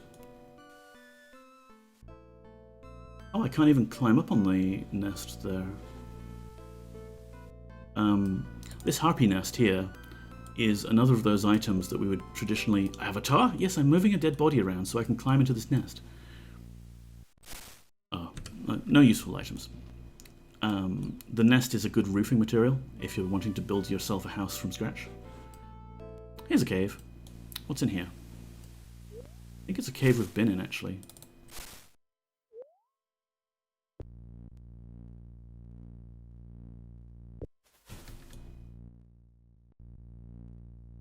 Crocodiles? Yep. Ow! That crocodile one-shot me. I guess I was more injured from the harpies than I thought. Thank goodness thou art with us again. We were all very worried over thy condition. Thou hast been unconscious for so long that we thought thou hadst lost thy life. It was Elizabeth and Abraham who found thee and delivered thee to us. They brought thee here along their way to home. It is truly mysterious how this continues to happen to thee. I am glad to see thee is still alive, my good friend. I was sorely grieved at thine apparent demise. In the midst of our battle I did lose track of thee. It is good to find thee safe. If thou art feeling up to it, let us then continue our quest. Yeah, so one other nice quality of life thing that you get with Exalt rather than playing in the original DOS version is you can opt in to have some health bars appear at the bottom of your screen. If you don't do that, then the only way to check your health is to bring this menu up and manually look at the numbers. So yeah, we were a lot more wounded from that fight than we thought. Let's heal our companions up again.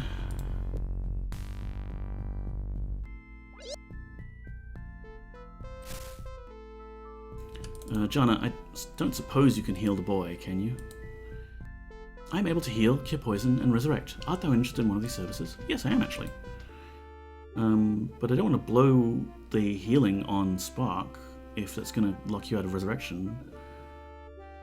I'll just ask for resurrection then. I do believe I'm going blind. I do not see anyone who is in need of resurrection. Art thou fooling me again, or art thou hiding the injured one? I must be able to see the person to help them. If thou art carrying thy friend in thy pack, pray lay them on the ground, so that I may perform my duties as thou hast requested. Yeah, I want to save her for just, like, actual resurrection. I don't think a bandage will help Spark very much. Heal.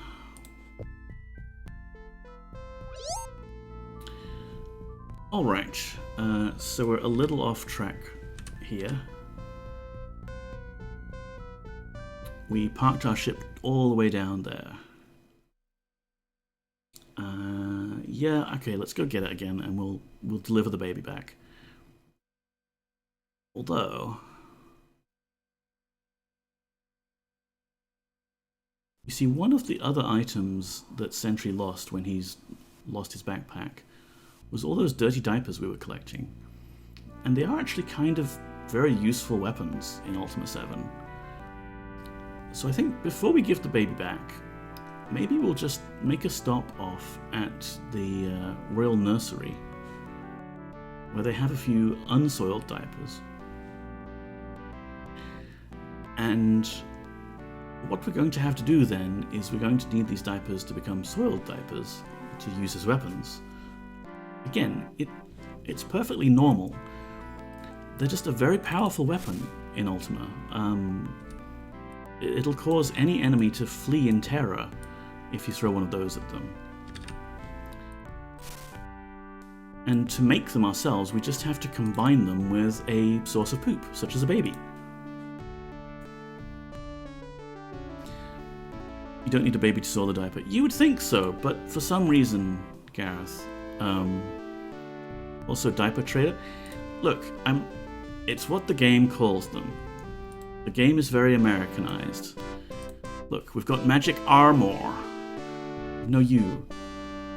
We've got a sword of defense with an S. I can't help it. Anyway, Sentry, your punishment for losing the former dirty diapers is to hold these dirty diapers. Or nappies, if we want. And now we can just return to our ship and deliver the baby, safe and sound.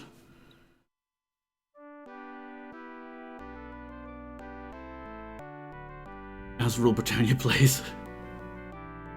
Yeah, well, it's kind of this is the American medieval fantasy impression of what Britain is really like, I guess.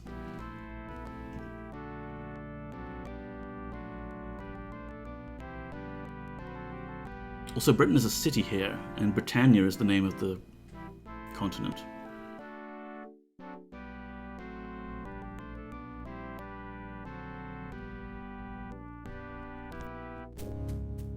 Oh, crocodile.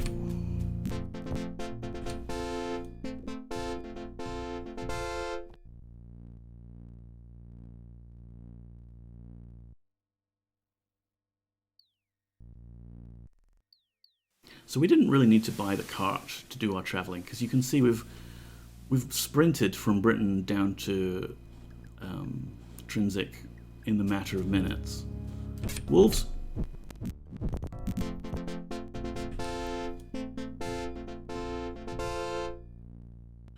And we've found our ship again. You do probably want the ship to visit some places that you wouldn't ordinarily be able to visit. But then there's also the magic carpet, which we can get later. Do we maybe want to go get the carpet now? It's like we've given the boat a good go. We could probably pick up the carpet next as our next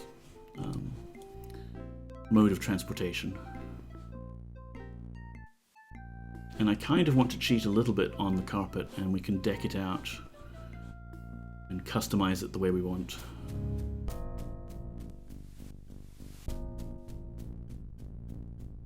Where are we? Close enough. Come on, park. Fine, we'll park here.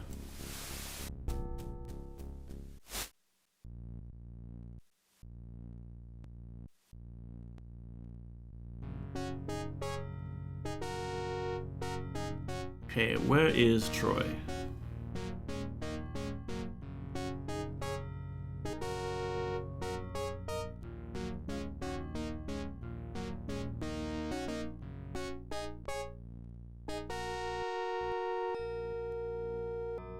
Where is she? Oh, there she is. Wait, no, that's not. Yeah, that's t'other one. Beverly. Here we go.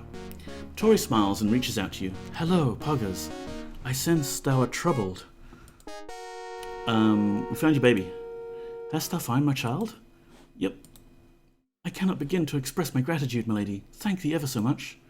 She begins sobbing for joy. Please set him back gently in the cradle. Okay, bye. I sense thou hast pressing engagements elsewhere. I bid thee farewell.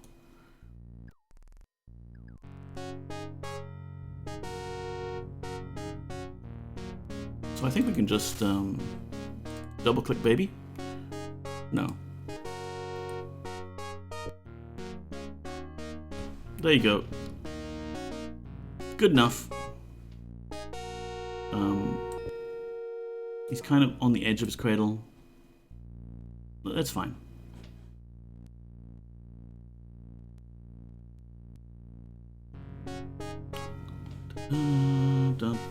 Alright, let's get out of here.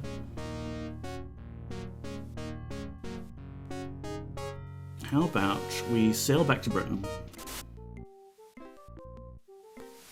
and we go get the magic carpet. It's outside a dungeon, and well, we don't have to do the dungeon itself right now, because that's part of the quest line later. But there is an area inside the dungeon we could go to collect even more loot. And you know how I like loot.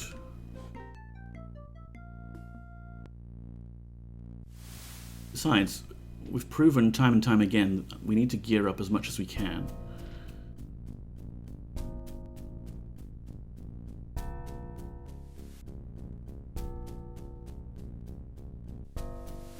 So we could do a little bit of dungeon today as a treat. Where are we? Went too far.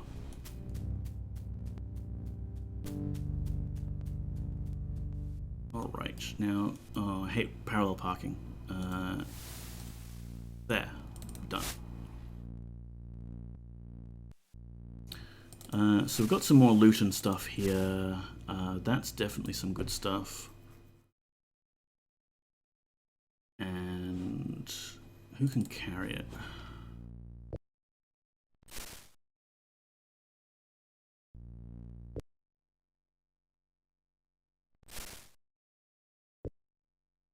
Drop that in.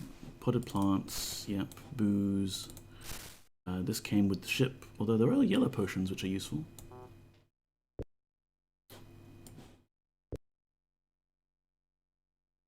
Take both of them. Chest. When do we eat? These people are always hungry. Joked about not actually giving them a living wage, but we feed them, don't we? They are forever hungry. Here, boy, have some booze.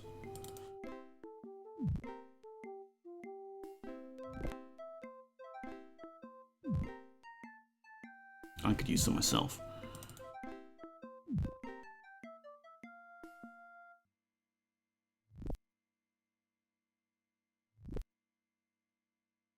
More booze. Oh, you don't want any? Okay, more for me.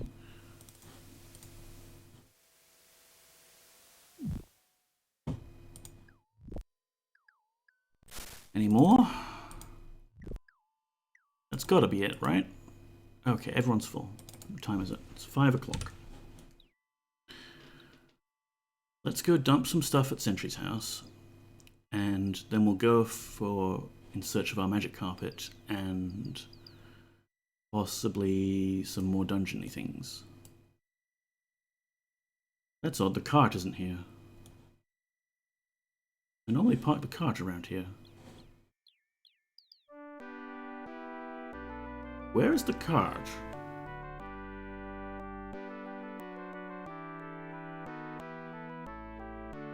I'll have to try and figure that out later. Okay, I'm sure it's fine. We've probably just parked it somewhere and forgotten. This kind of problem will just be magnified when we have an actual flying carpet, but sure. For the moment, let's stash some of these goodies that we've collected. Just so that we lighten our load and are able to loot some more treasures in the dungeon.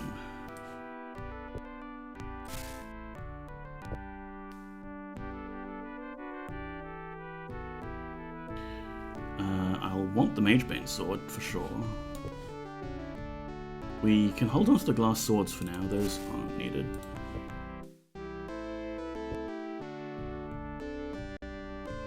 Don't know why I'm opening this. Okay, focus, James. Stuff that we want to drop off temporarily.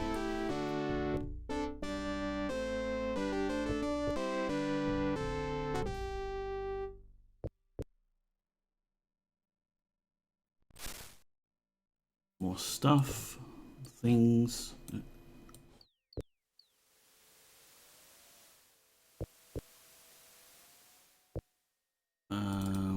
Jana, what are you carrying? You're carrying a bunch of stuff that we don't need now. You do have a crossbow, you've got your hawk. Let's leave your hawk here for now. Sword. Torches we'll hold on to, you can hold on to that. Sell these gems later.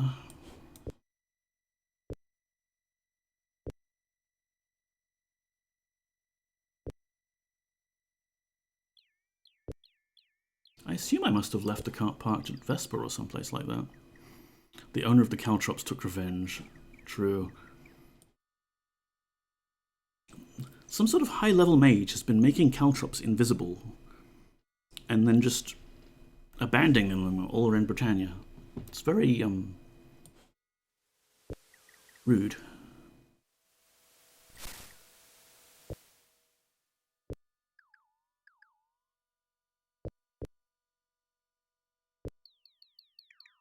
Okay, I think we've gotten down to a sensible load. We could take the cart to the dungeon if we had the cart, but I guess we're walking. Oh, and let's save.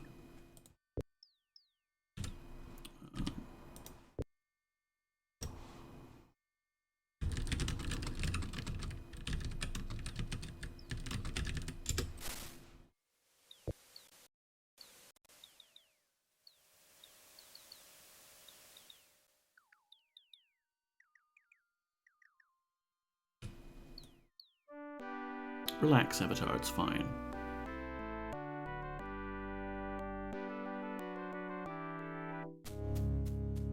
What's this? Headless.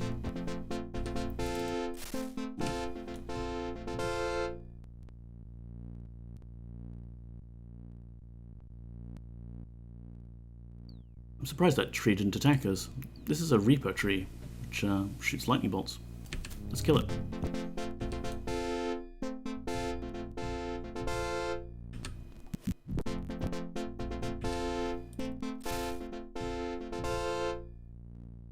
Cash. I don't think they ever have any loot, no. So where are we? We just need to head north until we hit the river, basically. So we may as well stick to the tracks. Should be a bit safer.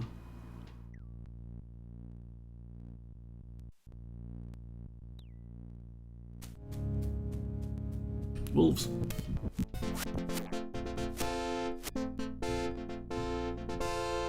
And Sentry's bitten it again.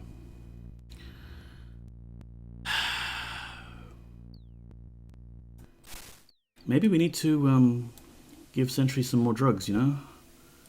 Turn him into another superhuman killing machine. Alright, Jana, do you really have it in you to resurrect a party member a second time in this playthrough?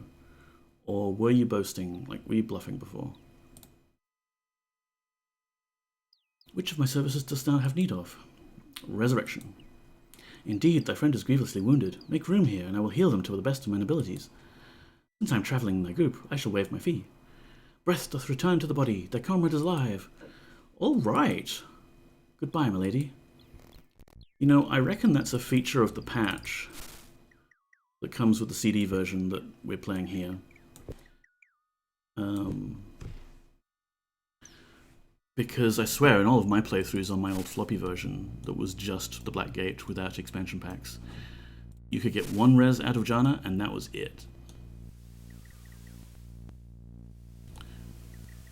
Okay. And Jana is now a souped-up killing machine as well, so that's probably good. More wolves!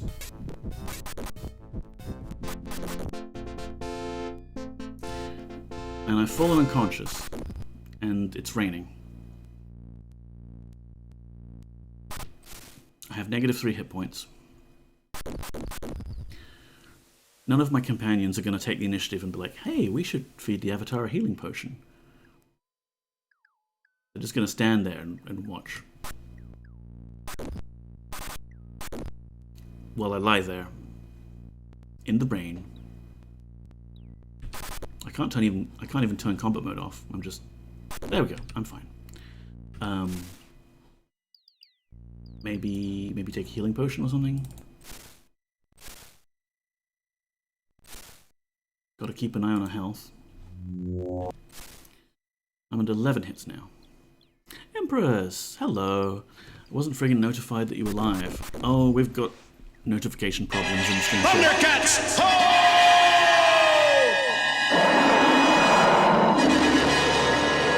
Empress will just subscribe, you bloody legend. Empress. Impy. Thank you so much.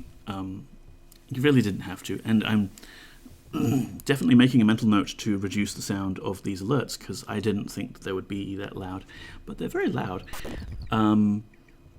Yeah, thank you very much. Enjoy the emotes. September, of course, yeah. At least you're getting them at a discount. I don't have to feel too bad that my friends are throwing money at me. But yeah, you don't have to, but I do appreciate it. Thank you very much. And give yourself a shout out while you're here, okay? Empress is going to be streaming tomorrow. Should be. no technical difficulties happen, which very rarely happens. I mean, come on, it's Empress Val's stream. Nothing but stability there. But yes, I would very much appreciate it if people would give Empress a follow. Still haven't redone mine. Nice. Well, that's just more incentive for you to do it then, okay? Like, huge numbers of people are going to be checking out your channel now. So, you got to straighten out those alerts. Have a close-up of Poppy as thanks. Look at that ball of fluff. Also, no live tomorrow. You have body corporate meeting. Ooh, but you upgraded to OBS 28. Ooh, bold, scary.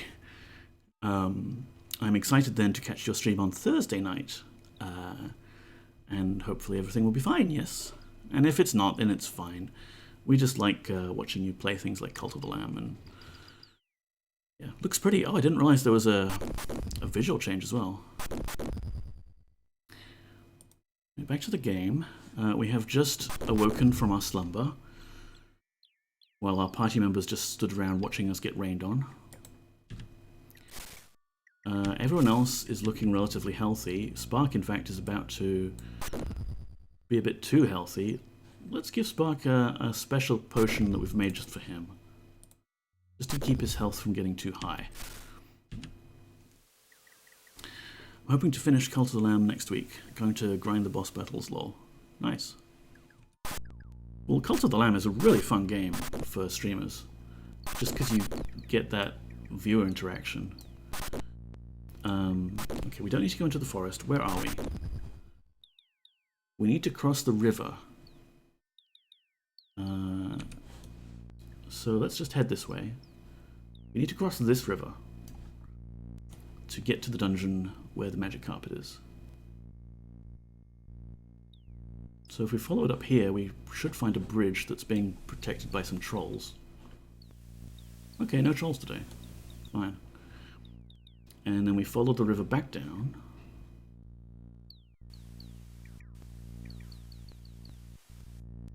And head towards the mountainside.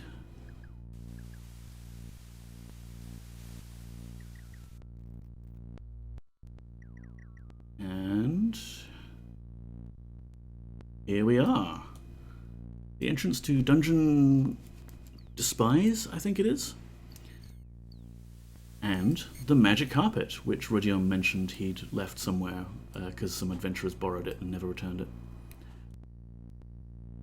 Let's take it for a quick spin. Hey, where's the music? There we go.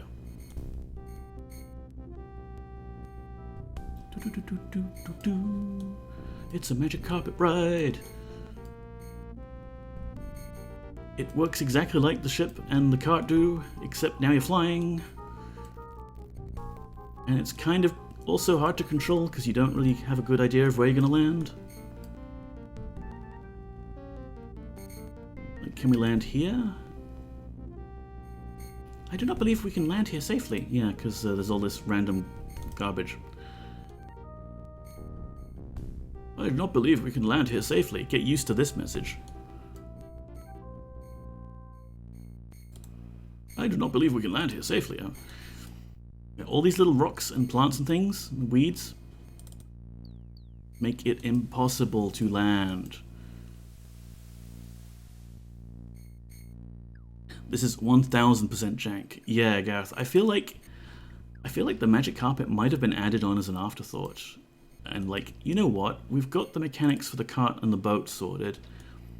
Could we just kind of shoehorn in the carpet as well? Anyway, I want to land on that island because there's actually a chest you can see right there that's hidden by the bushes.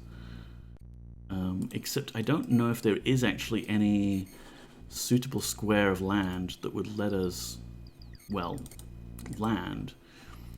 It's made slightly more difficult by the fact that, like, we're looking at the carpet as it is hovering several meters above the ground, so the game really should draw a shadow of like where your carpet actually is above.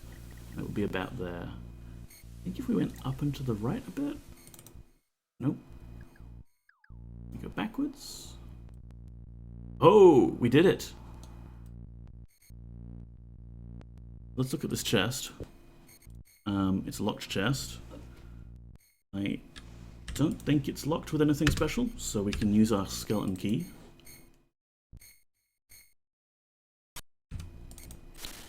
And yay, we've got some magic leggings. Who wants magic leggings? Johnny, you want magic leggings. Although actually, wasn't there someone else? Yeah, you don't have the strength buff.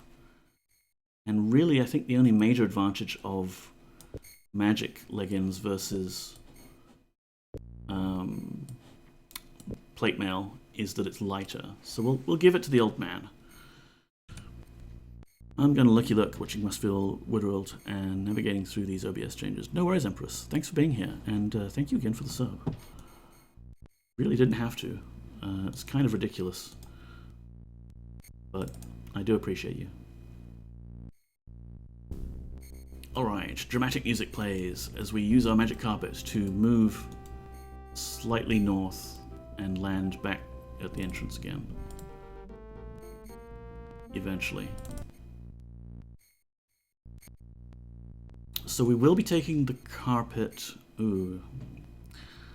I tell you what we could do. We could use mark and recall to save this position so we can come back here later.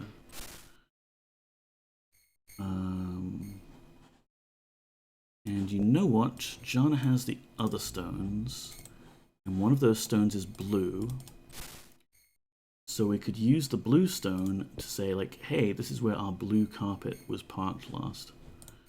The blue stone normally leads to the Shrine of Honesty on the Dagger Isle, which we don't need to go to right now. Mark. Loop. There we go. So now we know where we've parked. We can go into the dungeon. And we'll do a little bit of it, but not the whole dungeon, because the rest of the dungeon is plot related, and we don't need to do that right now.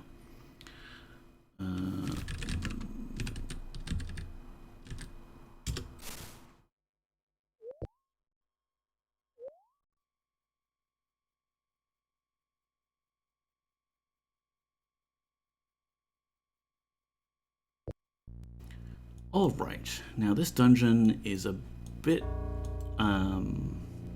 what's the word I'm looking for?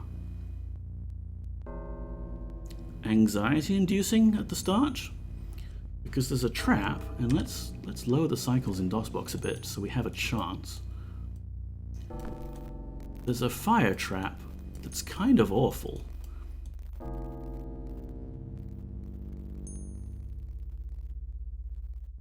Especially if you have a party, which I do.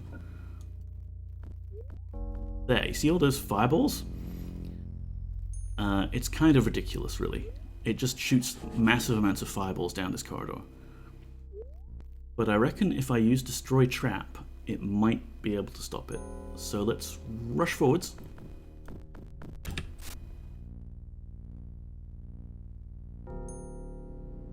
And everyone's getting hit by splash damage, so this better work. Heal, protect all. Destroy trap. This thing, please. Ow, ow, ow. Okay, sentry's gone down. And it's only worked on 2 of the directions, but it's less deadly now. Oh great, there's monsters too. Of course there's monsters. Oh, it's just a rat.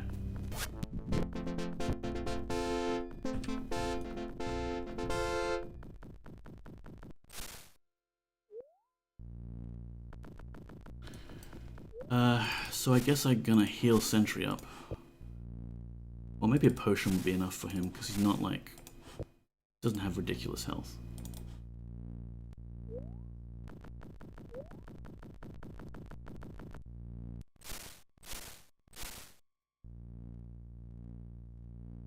Alright. A YOLO is getting low on ammo there. That's a problem. Jana, if you have yours, you could give it to him. Yeah.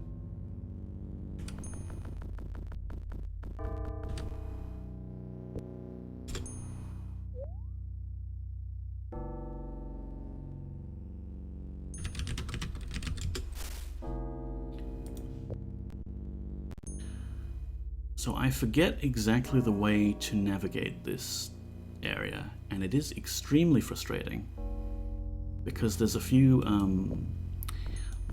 corridors that will teleport you to somewhere else in the dungeon, basically. Got more rats?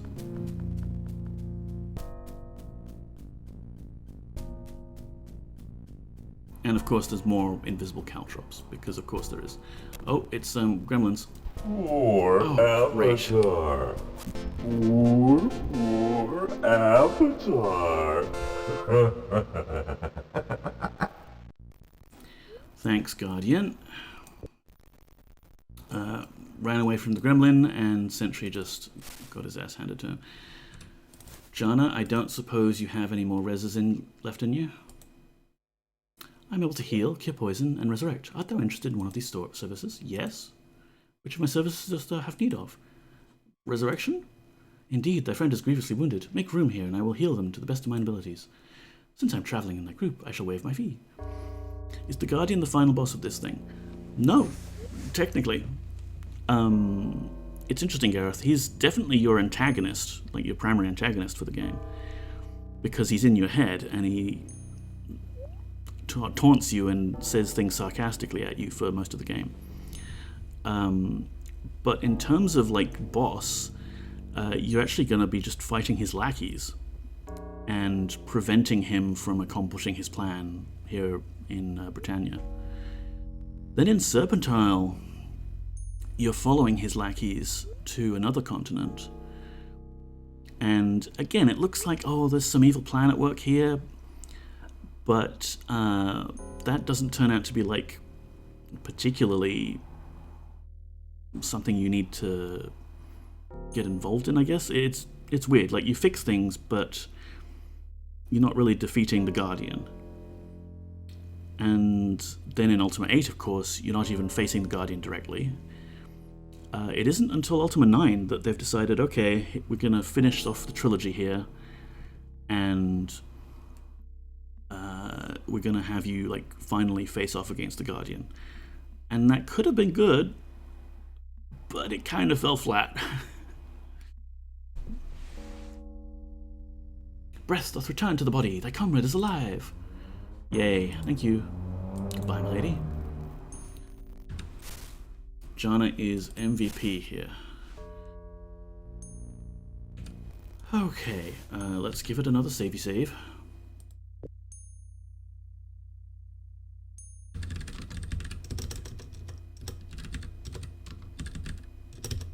I can't type.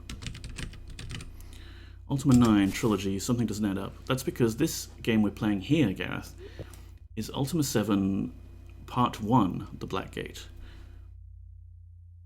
After this, maybe with some sort of intermission just so we don't get completely tired of it, I'm going to be playing Ultima 7 Part 2, The Serpent Isle.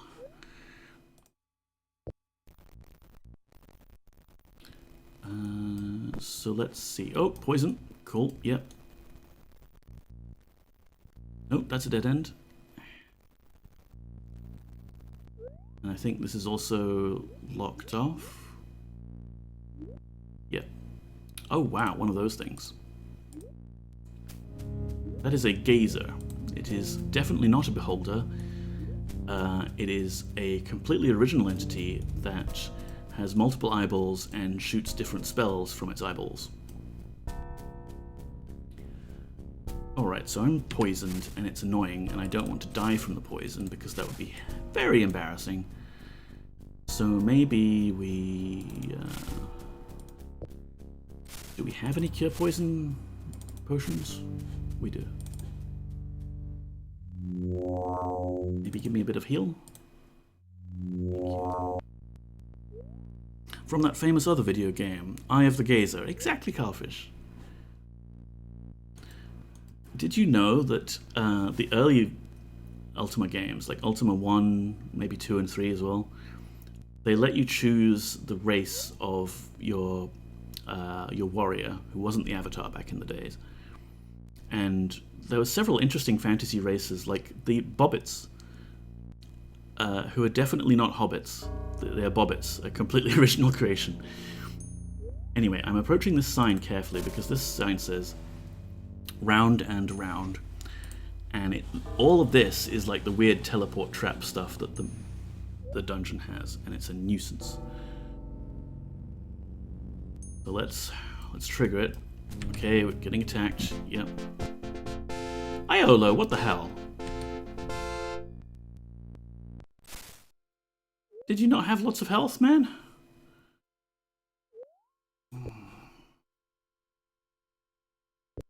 God, that's a nuisance. Ooh, butter. Let's have a stick of butter. Jana, I don't suppose you've got it into you for... Yeah, we've got to wait. Okay.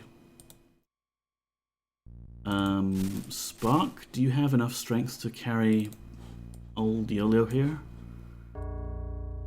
Won't fit. You've got a bunch of random, like, armor and things. We don't need now, I think. Still won't fit.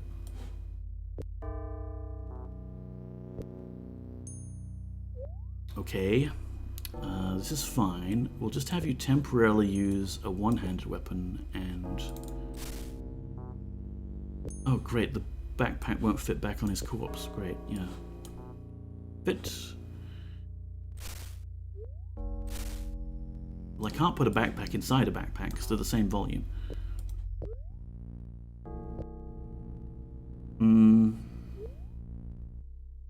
Okay, you hold these things.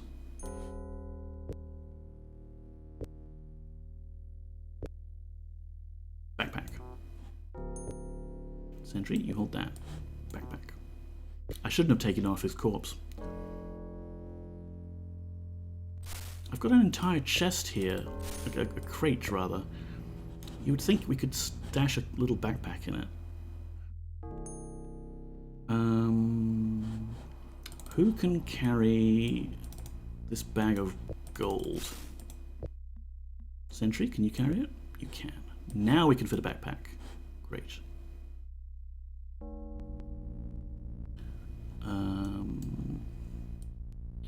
So we could actually leave these as sort of indicators of like where we are. Because this whole place has all the teleporty nonsense around it.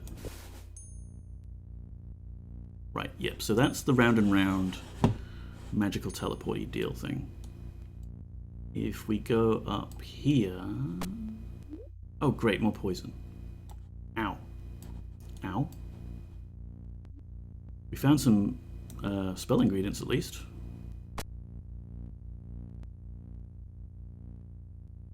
Ow. Okay, do I have any more potions for curing poison? We do.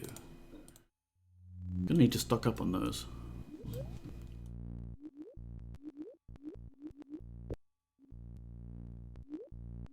Okay, I think this is the right way.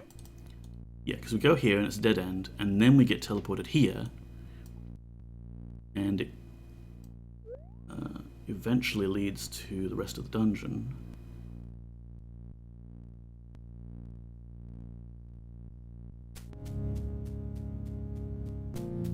Nothing up here. Oh, that's right, that's the way out.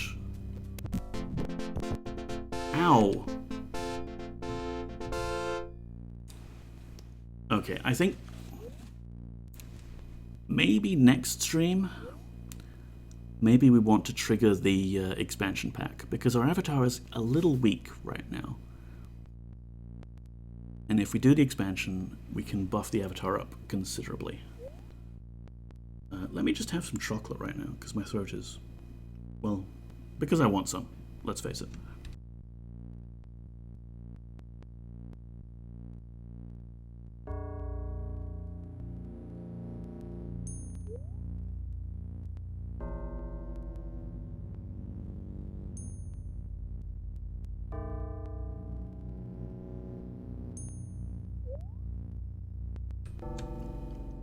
And we're back.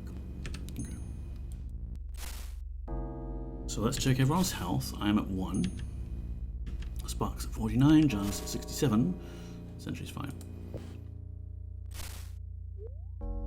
So, I need health. And I may as well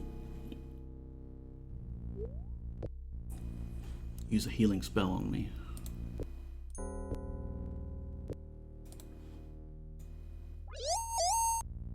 There we go. How much health did that give me? Not a lot, actually. It's definitely percentage based. I'm going to wear one of these here Rings of Regeneration. In fact, I could probably wear 2 and get double the benefit. Oh, more headless. Kill them. Off with their head. I mean, well...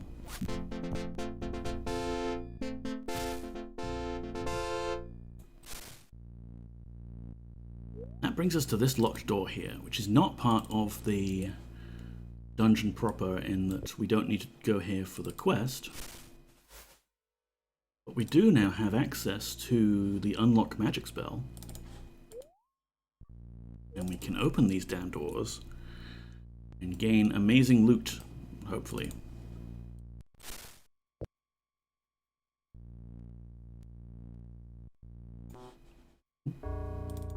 Oh no, we don't have enough mana.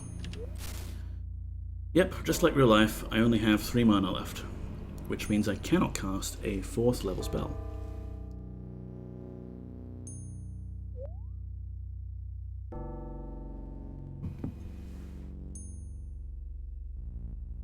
But you know what? We could just go to sleep right here in the dungeon. I'm sure it's fine. In how many hours shall we wake thee up, Poggers? Let's give it a good 8 hours sleep. Pleasant dreams. Yes, my friend, rest and heal, so that you are strong and able to face the perils before you. Pleasant dreams. Arise, Poggers. Time to continue the quest.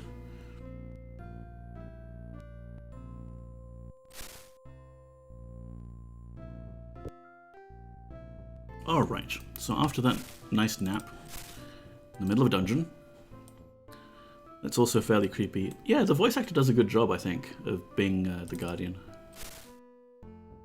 Another door to unlock.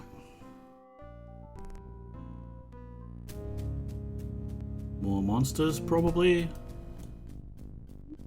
No, another locked door.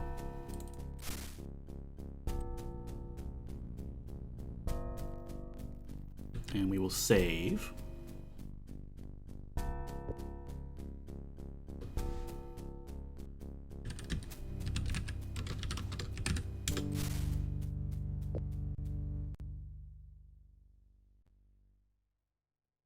I think earlier on I showed everyone that there was a funny building you can just about see in the mountains west of Britain. And as it happens, we are now there. So I would like everyone to buff themselves up a bit if we can. I think we've got like Protect All, which is a good spell.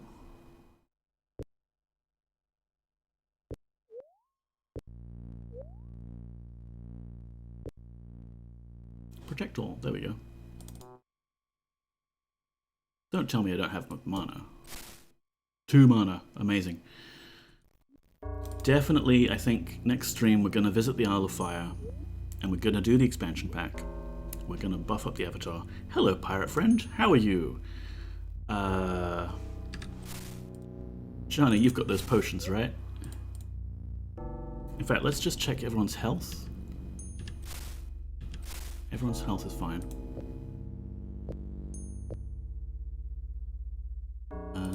But we could do with some protection on, oh, I don't know, the avatar. And hell, we've got these blue potions, so we can put this pirate to sleep. And give him a good killing. And now we need to carefully make our way up these invisible stairs. Or kill that guy, please. invisibility dust. I want sleeping. Jana.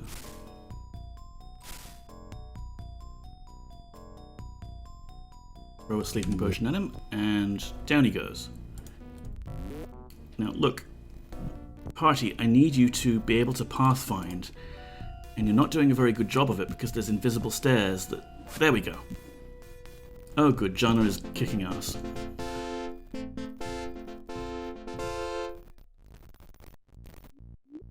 Cool, we got him. I mean, mostly it was Jana. But, nice.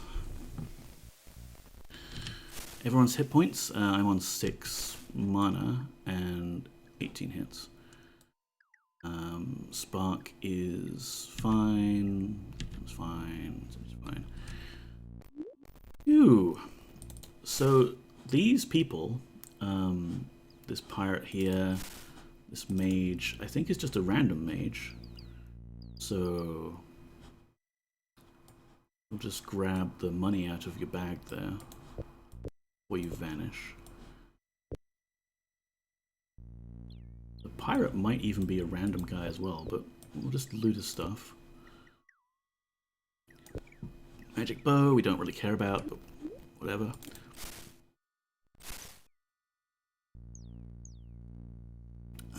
Let's see.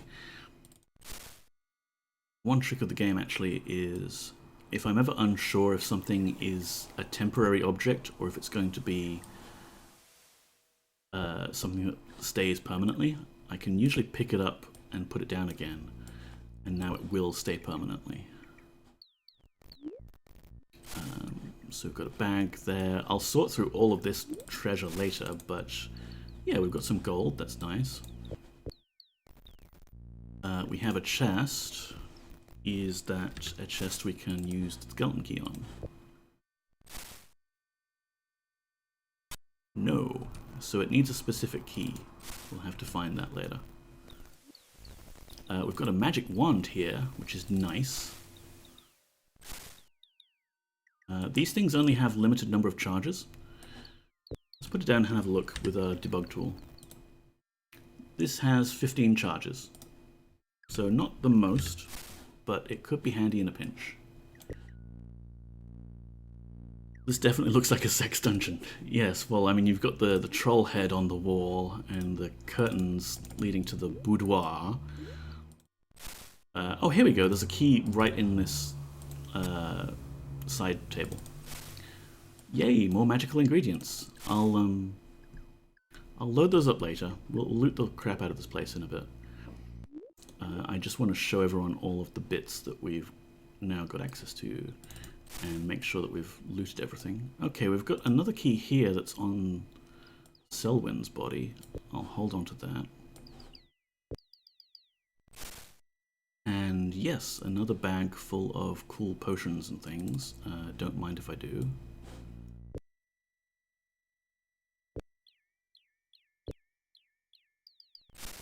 The fighter had a backpack with not much in it, but another fire sword, sure, why not?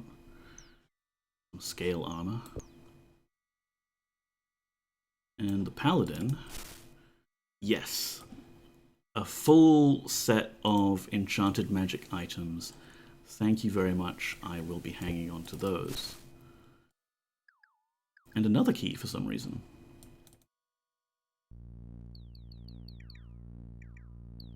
So we'll put that key in here. So these people were planning a coup, basically. They've got this hideout in the mountains that's overlooking Britain. And in particular, the castle. What was it, that backpack of? And they've got these teleporters, and they've got these scrolls on a table with these big goblets. And the scrolls say, "Very well, it is agreed that we attack Lord British Castle at the dawning of the 7th day. Francisa, Corwin, Brax, Athreus." And here we have the mage, Selwyn. Selwyn's last will. "I do hereby bequeath my Firedoom staff to anyone who is mighty and cunning enough to penetrate the defences of my fortress and slay my pet. May all who read this rot in death. Selwyn. Pleasant chap. So yeah, if we wanted to, we could use this place as a little base now. Certainly I want to use Mark before we go through any teleporters so that we can get back again. So we'll mark this with the white stone. Like our dungeon progress thing. Let's try and open those chests. Not lockpickable. Also not lockpickable. But we did pick up 2 keys from those guys earlier. So perhaps one of these will open this one? And the other one opens this one? Yes. So we've got more gold, another great dagger, that's great. Another sword of defense, and 2 more wands. Oh, come on, why can't I pick this up? Here.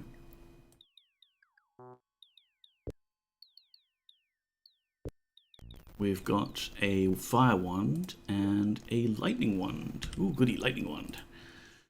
That one's got 10 charges, and this one's got another 10 charges. The game doesn't normally tell you like how many charges these have before they expire, which is a bit mean. So I don't mind cheating in that regard to find out like how many shots it's got left.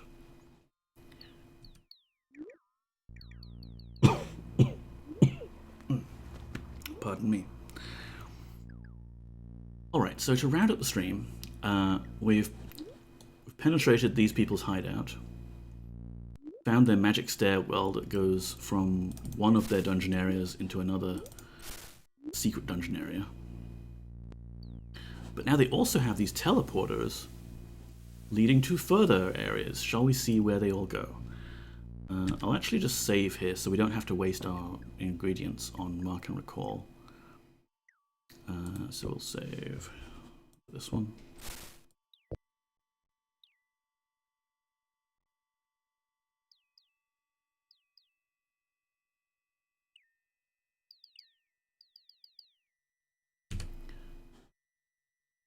And I suppose I could bump the cycles back up again now that we're relatively safe. So this teleporter, I think, leads us to the Royal Orchard? No. Leads us to this empty room with no way out whatsoever. Sigh, I need a break. We'll take a break then, Empress. I'm fine here, you don't need to worry about me. And, oh, yep, we've got a secret passage. And then a room full of all these cool chests, which seems to be blocked by sleep fields. But we'll see that it's also blocked by invisible walls. Of course, that sounds from Sammy aren't working. Oh no. Oh.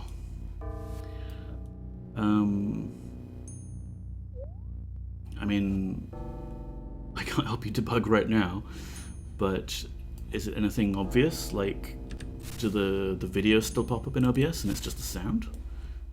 Is it your wavelength stuff? Another locked door, more magically locked things. It's weird that mages use these magical lock technologies when they surely know that the unlock magic spell also exists. And so this is actually worse than a key.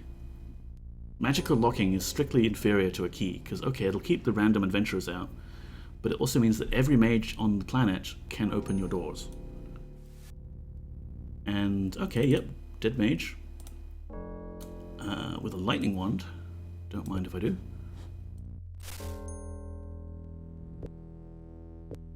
And a key. And a ghost. Can we kill the ghost? Consider that ghost killed. Some potions to loot as well. Orange potion for waking people up. White one for some light if we need it. Healing. Poison. Yep, all good stuff.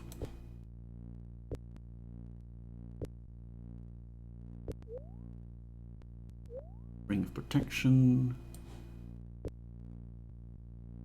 That was a weak-ass ghost. It sure was. There's a switch here, which will let us go through the wall here and loot all of these chests, which I think are locked by that little blue key we picked up. So much loot. This is going to be great. I'll haul it all back to base off stream, but for example, we have magic gauntlets, magic leggings. Oh, we're going to be decked out in magic gear. Magic armor. Does it have 1 gold coin in each box? That's so weird.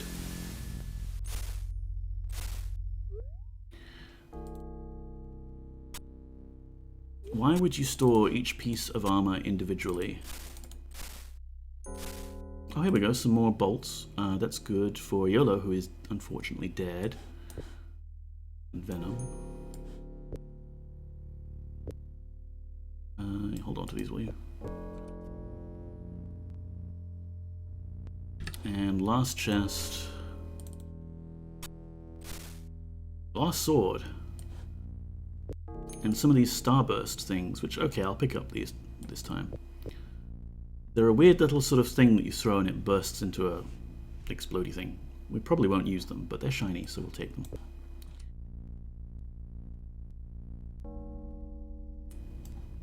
We've got another bucket of what looks like blood with this light. We'll take it for the collection, sure. And that just leaves us with these 2 teleporters.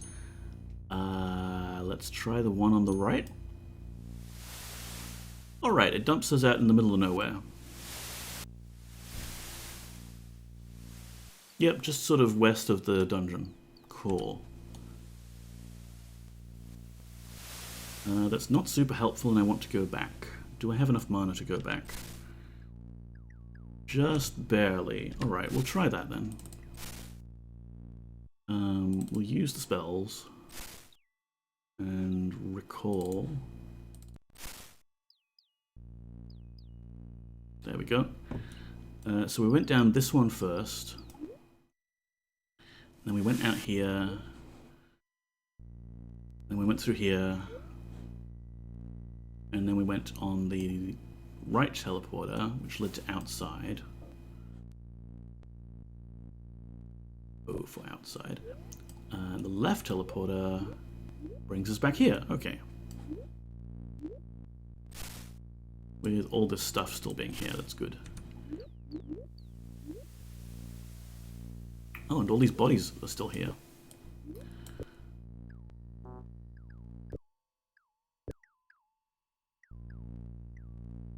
So that, you would think, just leaves the left-hand teleporter. But that one definitely goes to the Royal Orchards then, if that's the one I'm thinking of. You can see there's a bit of an error here in the way the game is rendering the mountainside. It's a little worrying when the game decides to do that, but okay, it's fine, it's fine. There's one other teleporter that we haven't looked at yet, which is this mirror. So it actually takes us to this room that we saw earlier with the non-copyright infringing eye beast. And again, we've got more annoying invisible walls in this dungeon, which prevent us from reaching this teleporter. But we could at least loot like some more weapons that we're not going to use. And we can get back, I think, using the same teleporter. Okay, this mirror doesn't teleport us back. So I think this mirror does teleport us back to the main room. And this teleporter takes us to Solwyn's Tower? No, I'm wrong. This teleporter's taken us to some random island or jungle area with a bunch of pirates. Kill them all.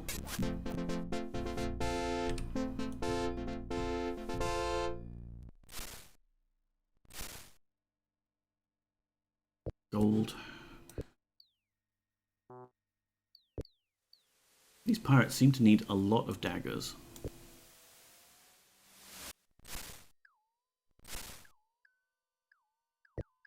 Not much gold on them either.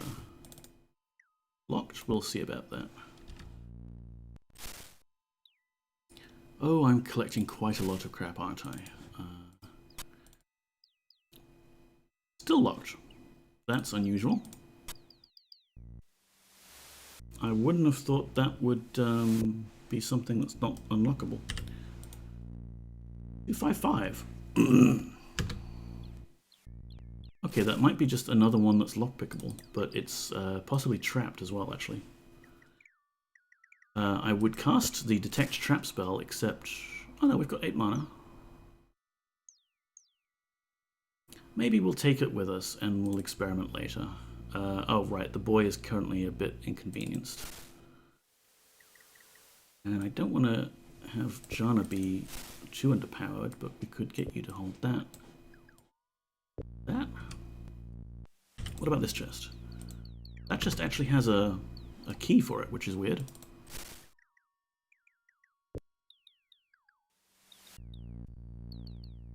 $255. I think that's also a trapped chest, basically. So what I'll do is, off stream, I'll cart all of these back to the house. Like, as long as I've picked them up, they'll remain there. Yes, yes, and people want a little bit of food. Ooh, we've got a bit of food here. Perfect. You had best not do that, Avatar. Of course, it is unvirtuous to open someone else's chest and immediately take a big slab of mutton and jam it in your mouth.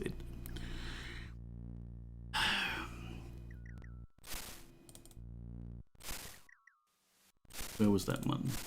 It is not unvirtuous to drop it directly onto your companion and then eat it from their inventory.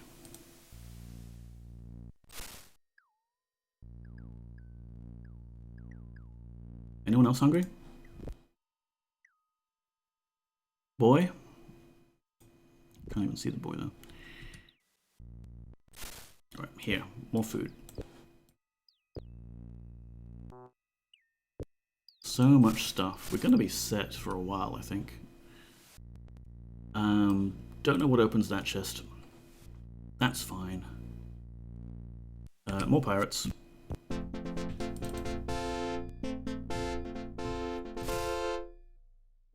More locked chests.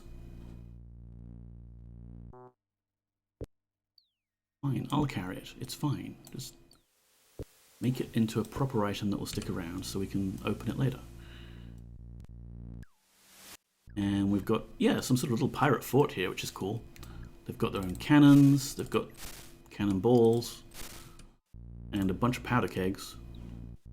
You know I do love powder kegs. Plus a bunch of other random crap here in these barrels.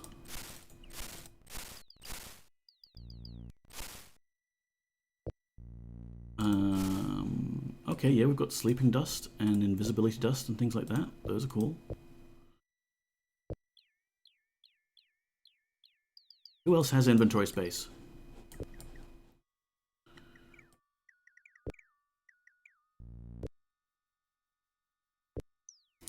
And all this cloth I think we could turn into bandages, but the bandages are pretty weak, so maybe I won't bother.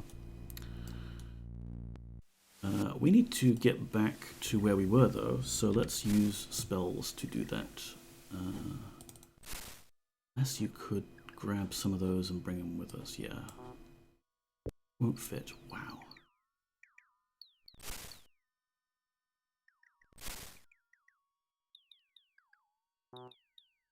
Also won't fit. Yes, it's fine, I'll do that off camera. I would have words with thee, what? Is that a pirate? There's just a pirate here who wants to talk with us. Except they don't have any dialogue, so we physically can't talk to them. That, I think, is just a bug. They're in the wrong state, where they're supposed to be running up and talking to you, and... Well, they're supposed to be running up and attacking you, but instead they think they're going to be talking to you. Anyway, use spell, go back to our new base. It might make a pretty good base, honestly, just to have that sanctuary with all the teleporters around.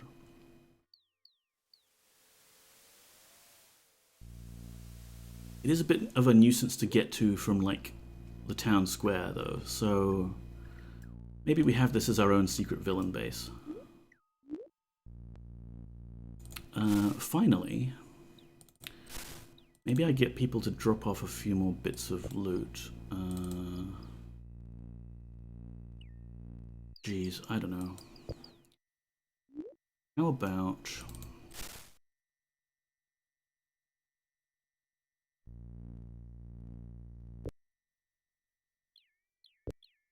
How about you swap your backpack out there with this one?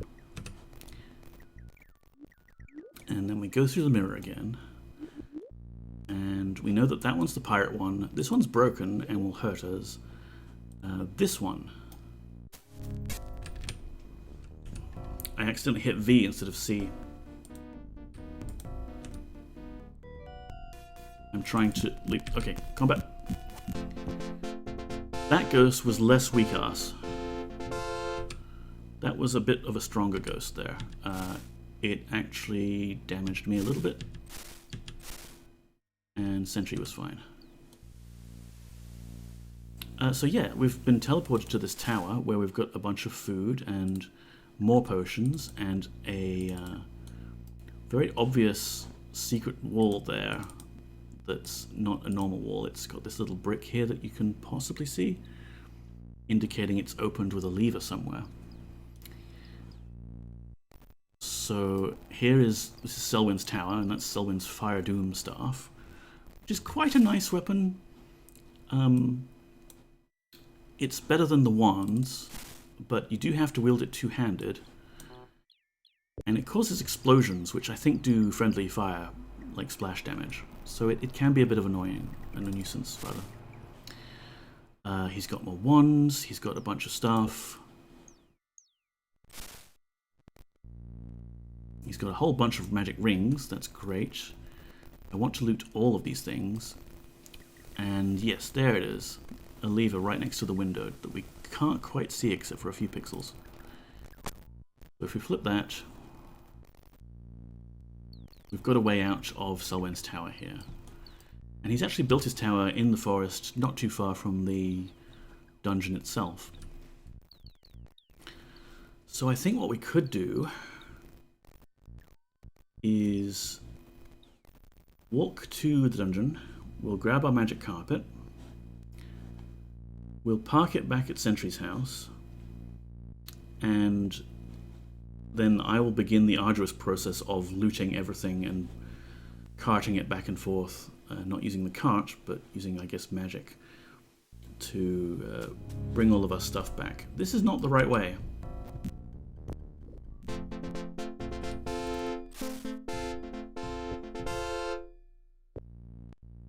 We're on the wrong side of the river.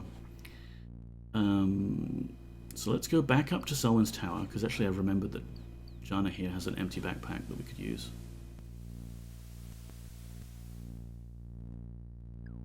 If we can remember where the tower was. It is the forest. And I think one thing that Ultima 7 does very well is making forests seem very big and difficult to navigate and easy to get lost in. Just because of the way the game view doesn't show you very much that's in the distance. Alright, so we can actually loot everything in here. Yoink, yoink. Yoink, and food, why not? Food. Those things are just decoration. We'll get plenty of that another day. Magical rings, don't mind if I do. Yeah, I don't know if we'll use the Fire Doom staff unless I'm on my own. And the Avatar will be on her own for the next stream, where we're going to be doing the Isle of Fire. So that might be a nice item to take along with us. Oh, come on. Just let me pick up the wand. There we go. And extra inventory, extra magic reagents, I mean.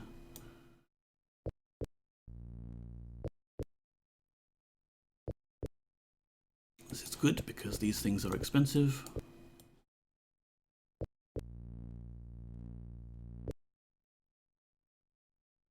And are you sure you can't pick up? Oh, here we go. It's not too heavy, that's just the floor. There we go. It looks pretty intimidating holding a staff which is literally on fire.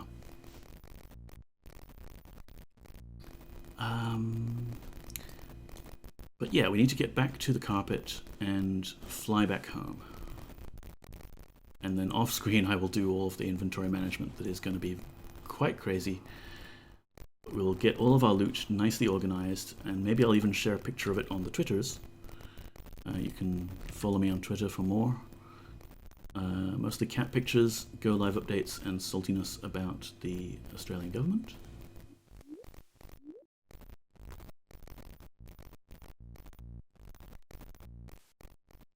Here we go. Nearly home. And I can deck everyone out in all that magic armor that we found, which will be fantastic. I kind of want to customize the magic carpet as well, but we'll do that on stream, because that can be fun.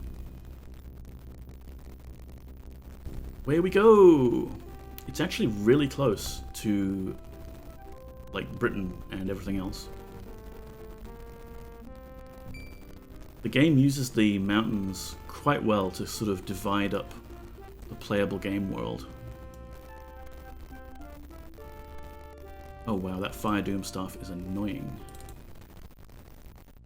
Just park in the middle of the road as you do. And we're home. Take that off.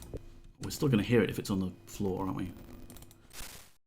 Put it in the chest of drawers. The wooden chest of drawers. That's the great place for it.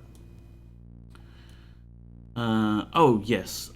Our friend Ayolo is dead. Let's just get him resurrected while we're here, before we forget. Before we forget that our companion has been slain. Which is a thing that happens sometimes. I guess I'll also cash in some stuff at the mint. We've picked up a lot of gold bars. I don't know, maybe we'll keep them as gold bars. We can make a nice little pile in our living room. We'll cash them in if we need them. Ah, there's Kingy. Boy, there we go.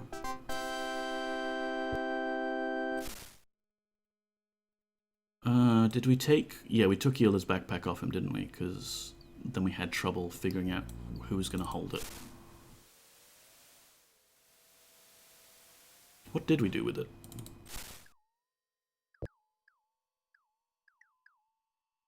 Son, hello, hello. Good to see you. I am just wrapping up the stream now. We've had quite an adventure. We went around Serpent's Hold and solved the crime of who defaced the statue. And then we went around looking for treasure in various little pirate holds before assaulting a bit of a dungeon.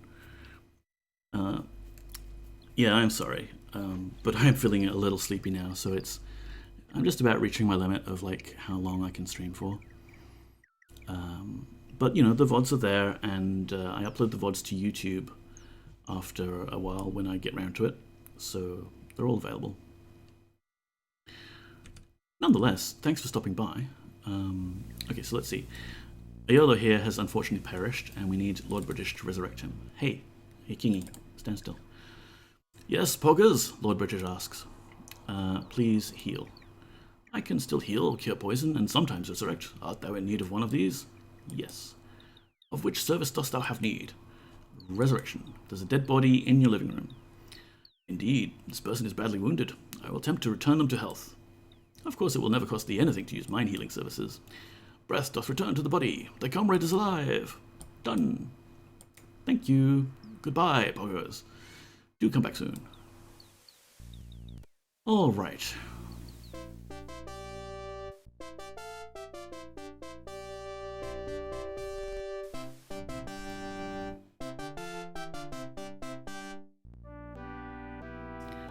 So I think that's everything.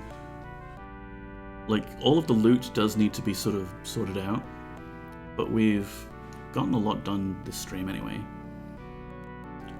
One thing I kind of want to find out, but won't do right now, is... Oh, actually, we might do it right now. It's just gotten a bit darker. Unfortunately, I have one of those stupid, mean and evil jobs. Oh, would have been here sooner. No, I know how it is, son. A lot of cool streamers I follow tend to stream during the day, and it's a good thing that I work from home, so I can actually tune into these streams without too much consequences. The way I see it, work has invaded my home life, so it's fair for me to then invade work with some of my home life in turn.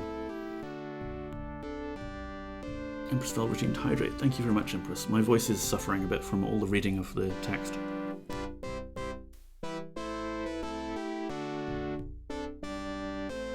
Alas, that's not an option for me. I work with people. Oh, people suck. Get thirsty. Yeah. You see a sour-faced innkeeper who looks at you as if all of his problems were your fault. So what's this sour chappy here? He's clearly unhappy with the world and everything around him. What's his name? My name's James. And what do you do? I'm the proprietor of the inn. Oh, you're a proprietor. That's a very long word. It is just another way of saying that I'm the man who is at the desk clerk, which thou mayest think is an easy job, and although it is not, I can assure thee... Suddenly Yorkshire. Well, the guy's called James. And look at him. Look at that stash. Not easy, eh? When one is an innkeeper, one must run around all day long. If anyone wants anything, thou art the one who must take care of it for them. Run around? I spend so much time running around that I've gotten a bad foot. Oh, bad foot, that's terrible. My friend Aolu just died today. Desk clerk? Of course, being desk clerk's not all I do. I spend all day listening to people talk about their problems as if I'm supposed to solve them. That must be terrible, listening to people complain about their problems, dude. That's correct, my lady. So if thou dost have a problem, allow me the courtesy of not having to hear all about it. Now, what was it that I was saying again? You were talking about solving people's problems? Maybe solving some people's problems is an easy task for some other innkeepers, but not only am I bad at it, I have my own problems as well. Actually, I feel my accent is degrading. What are your problems, James? I do not like my job. I never wanted to be an innkeeper. I wanted to be a lumberjack. No, that's a different sketch. I wanted to keep the place going after my father passed on. Now that I'm married to Cynthia, I'm more tied down than ever. Oh, I see. Kinky. But I don't need to hear about his problems. I need to rent a room. Oh, I suppose thou wouldst like a room now. There, that's just what I mean. It's 10 gold pieces per person for a night. Thou just want a room, dost thou not? Yes. Here's thy room key. It's only good until thou leavest the inn. This is a lie. This key is usable indefinitely now. Bye. Oh, thou shalt just come back again wanting something else from me. I just know it. So we've got a room key, and the only reason that I'm trying to stay at an inn here is to test whether or not our friend will regain the use of her magical powers. Oh, it's a twin room. Okay, one of my other companions will get to sleep through the night. Who will it be? In how many hours shall we wake thee up, Poggers?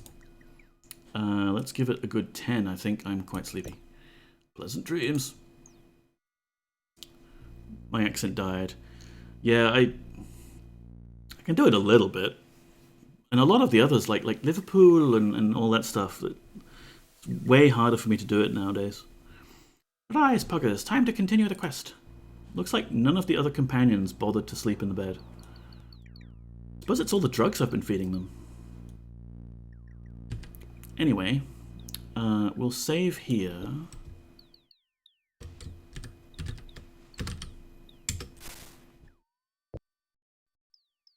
And I also just want to check Jana's dialogue to see if that has actually refreshed her ability to cast Resurrection. Because that would be very useful to know. Heal? I'm able to heal, cure poison, and resurrect. Art thou interested in one of these services? Yes. Which of my services does I need for resurrection? I do believe I'm going blind. I do not see anyone who's in need of resurrection.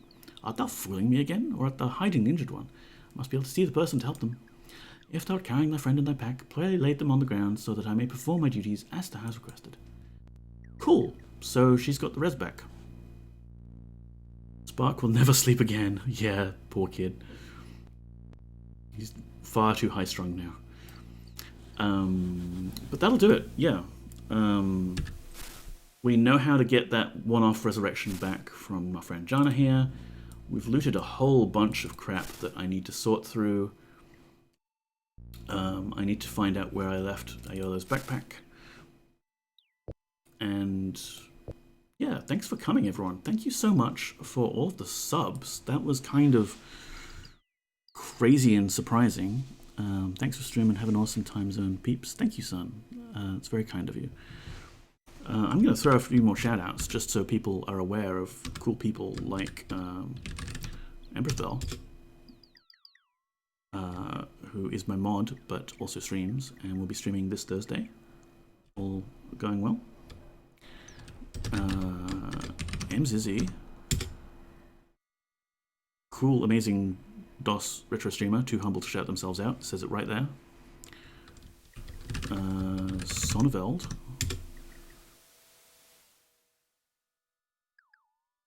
I mean, we got a hype train today. That's insane. Techie Rob, also amazing retro streamers. Techie Rob does like more arcadey games, you know, like less of the DOS stuff, but still fun to watch and is a very wholesome person. Hairball, thank you for the 100 bits.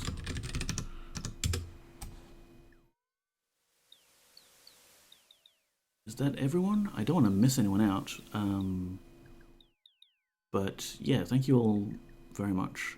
You're all terribly cool people. Terribly cool people. Like, you know, awful, awful nice people. Everyone's a streamer. Yeah, I really ought to just have it shout out everyone in chat just automatically. One thing we could do is one of those like little clip show things that some people do. Like for a Be Right Back screen, I can just throw up people's clips on. That would entertain people. Who do you want to raid? Let's have a look at the cat for a bit. Who do we want to raid? Yeah.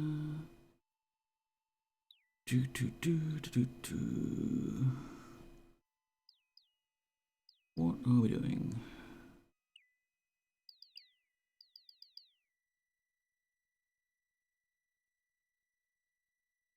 I reckon decisions. Let's have a look at what Stealthy Golem's playing. It looks like Heroes of Might and Magic. Oh yeah, that's nice. It's very DOSy. I never played Heroes very much myself. It's one of those games that's like that you were really into it, or you've never played it at all. Much like the Ultima series, I think. I think a friend of mine was big into this, and I was into Ultima. Yeah, let's just go say hi to Stealthy Golem. He's a very cool retro streamer. Stealthy Golem. That's right. We have a raid call now, so if you want, copy paste that. You could, considering so many people subscribe today, even throw in a few emotes like Bongo if you've got them. Yeah, I'm still kind of blown away by all the subs today. I'm glad that you did it during September. Thank you for waiting so you could get the discount. Any money that we can claw back from Jeff Bezos is a good thing. And yeah, take care, everyone. I'll probably see you in your various streams during the week, or I'll bump into you in other people's streams. And otherwise, I'll see you next Monday for some more Ultima. We'll finally get round to doing the expansion pack. I think that's what we need to do next, to buff the avatar up a bit, now that we've got all this gear. Yeah, bye-bye. Take care.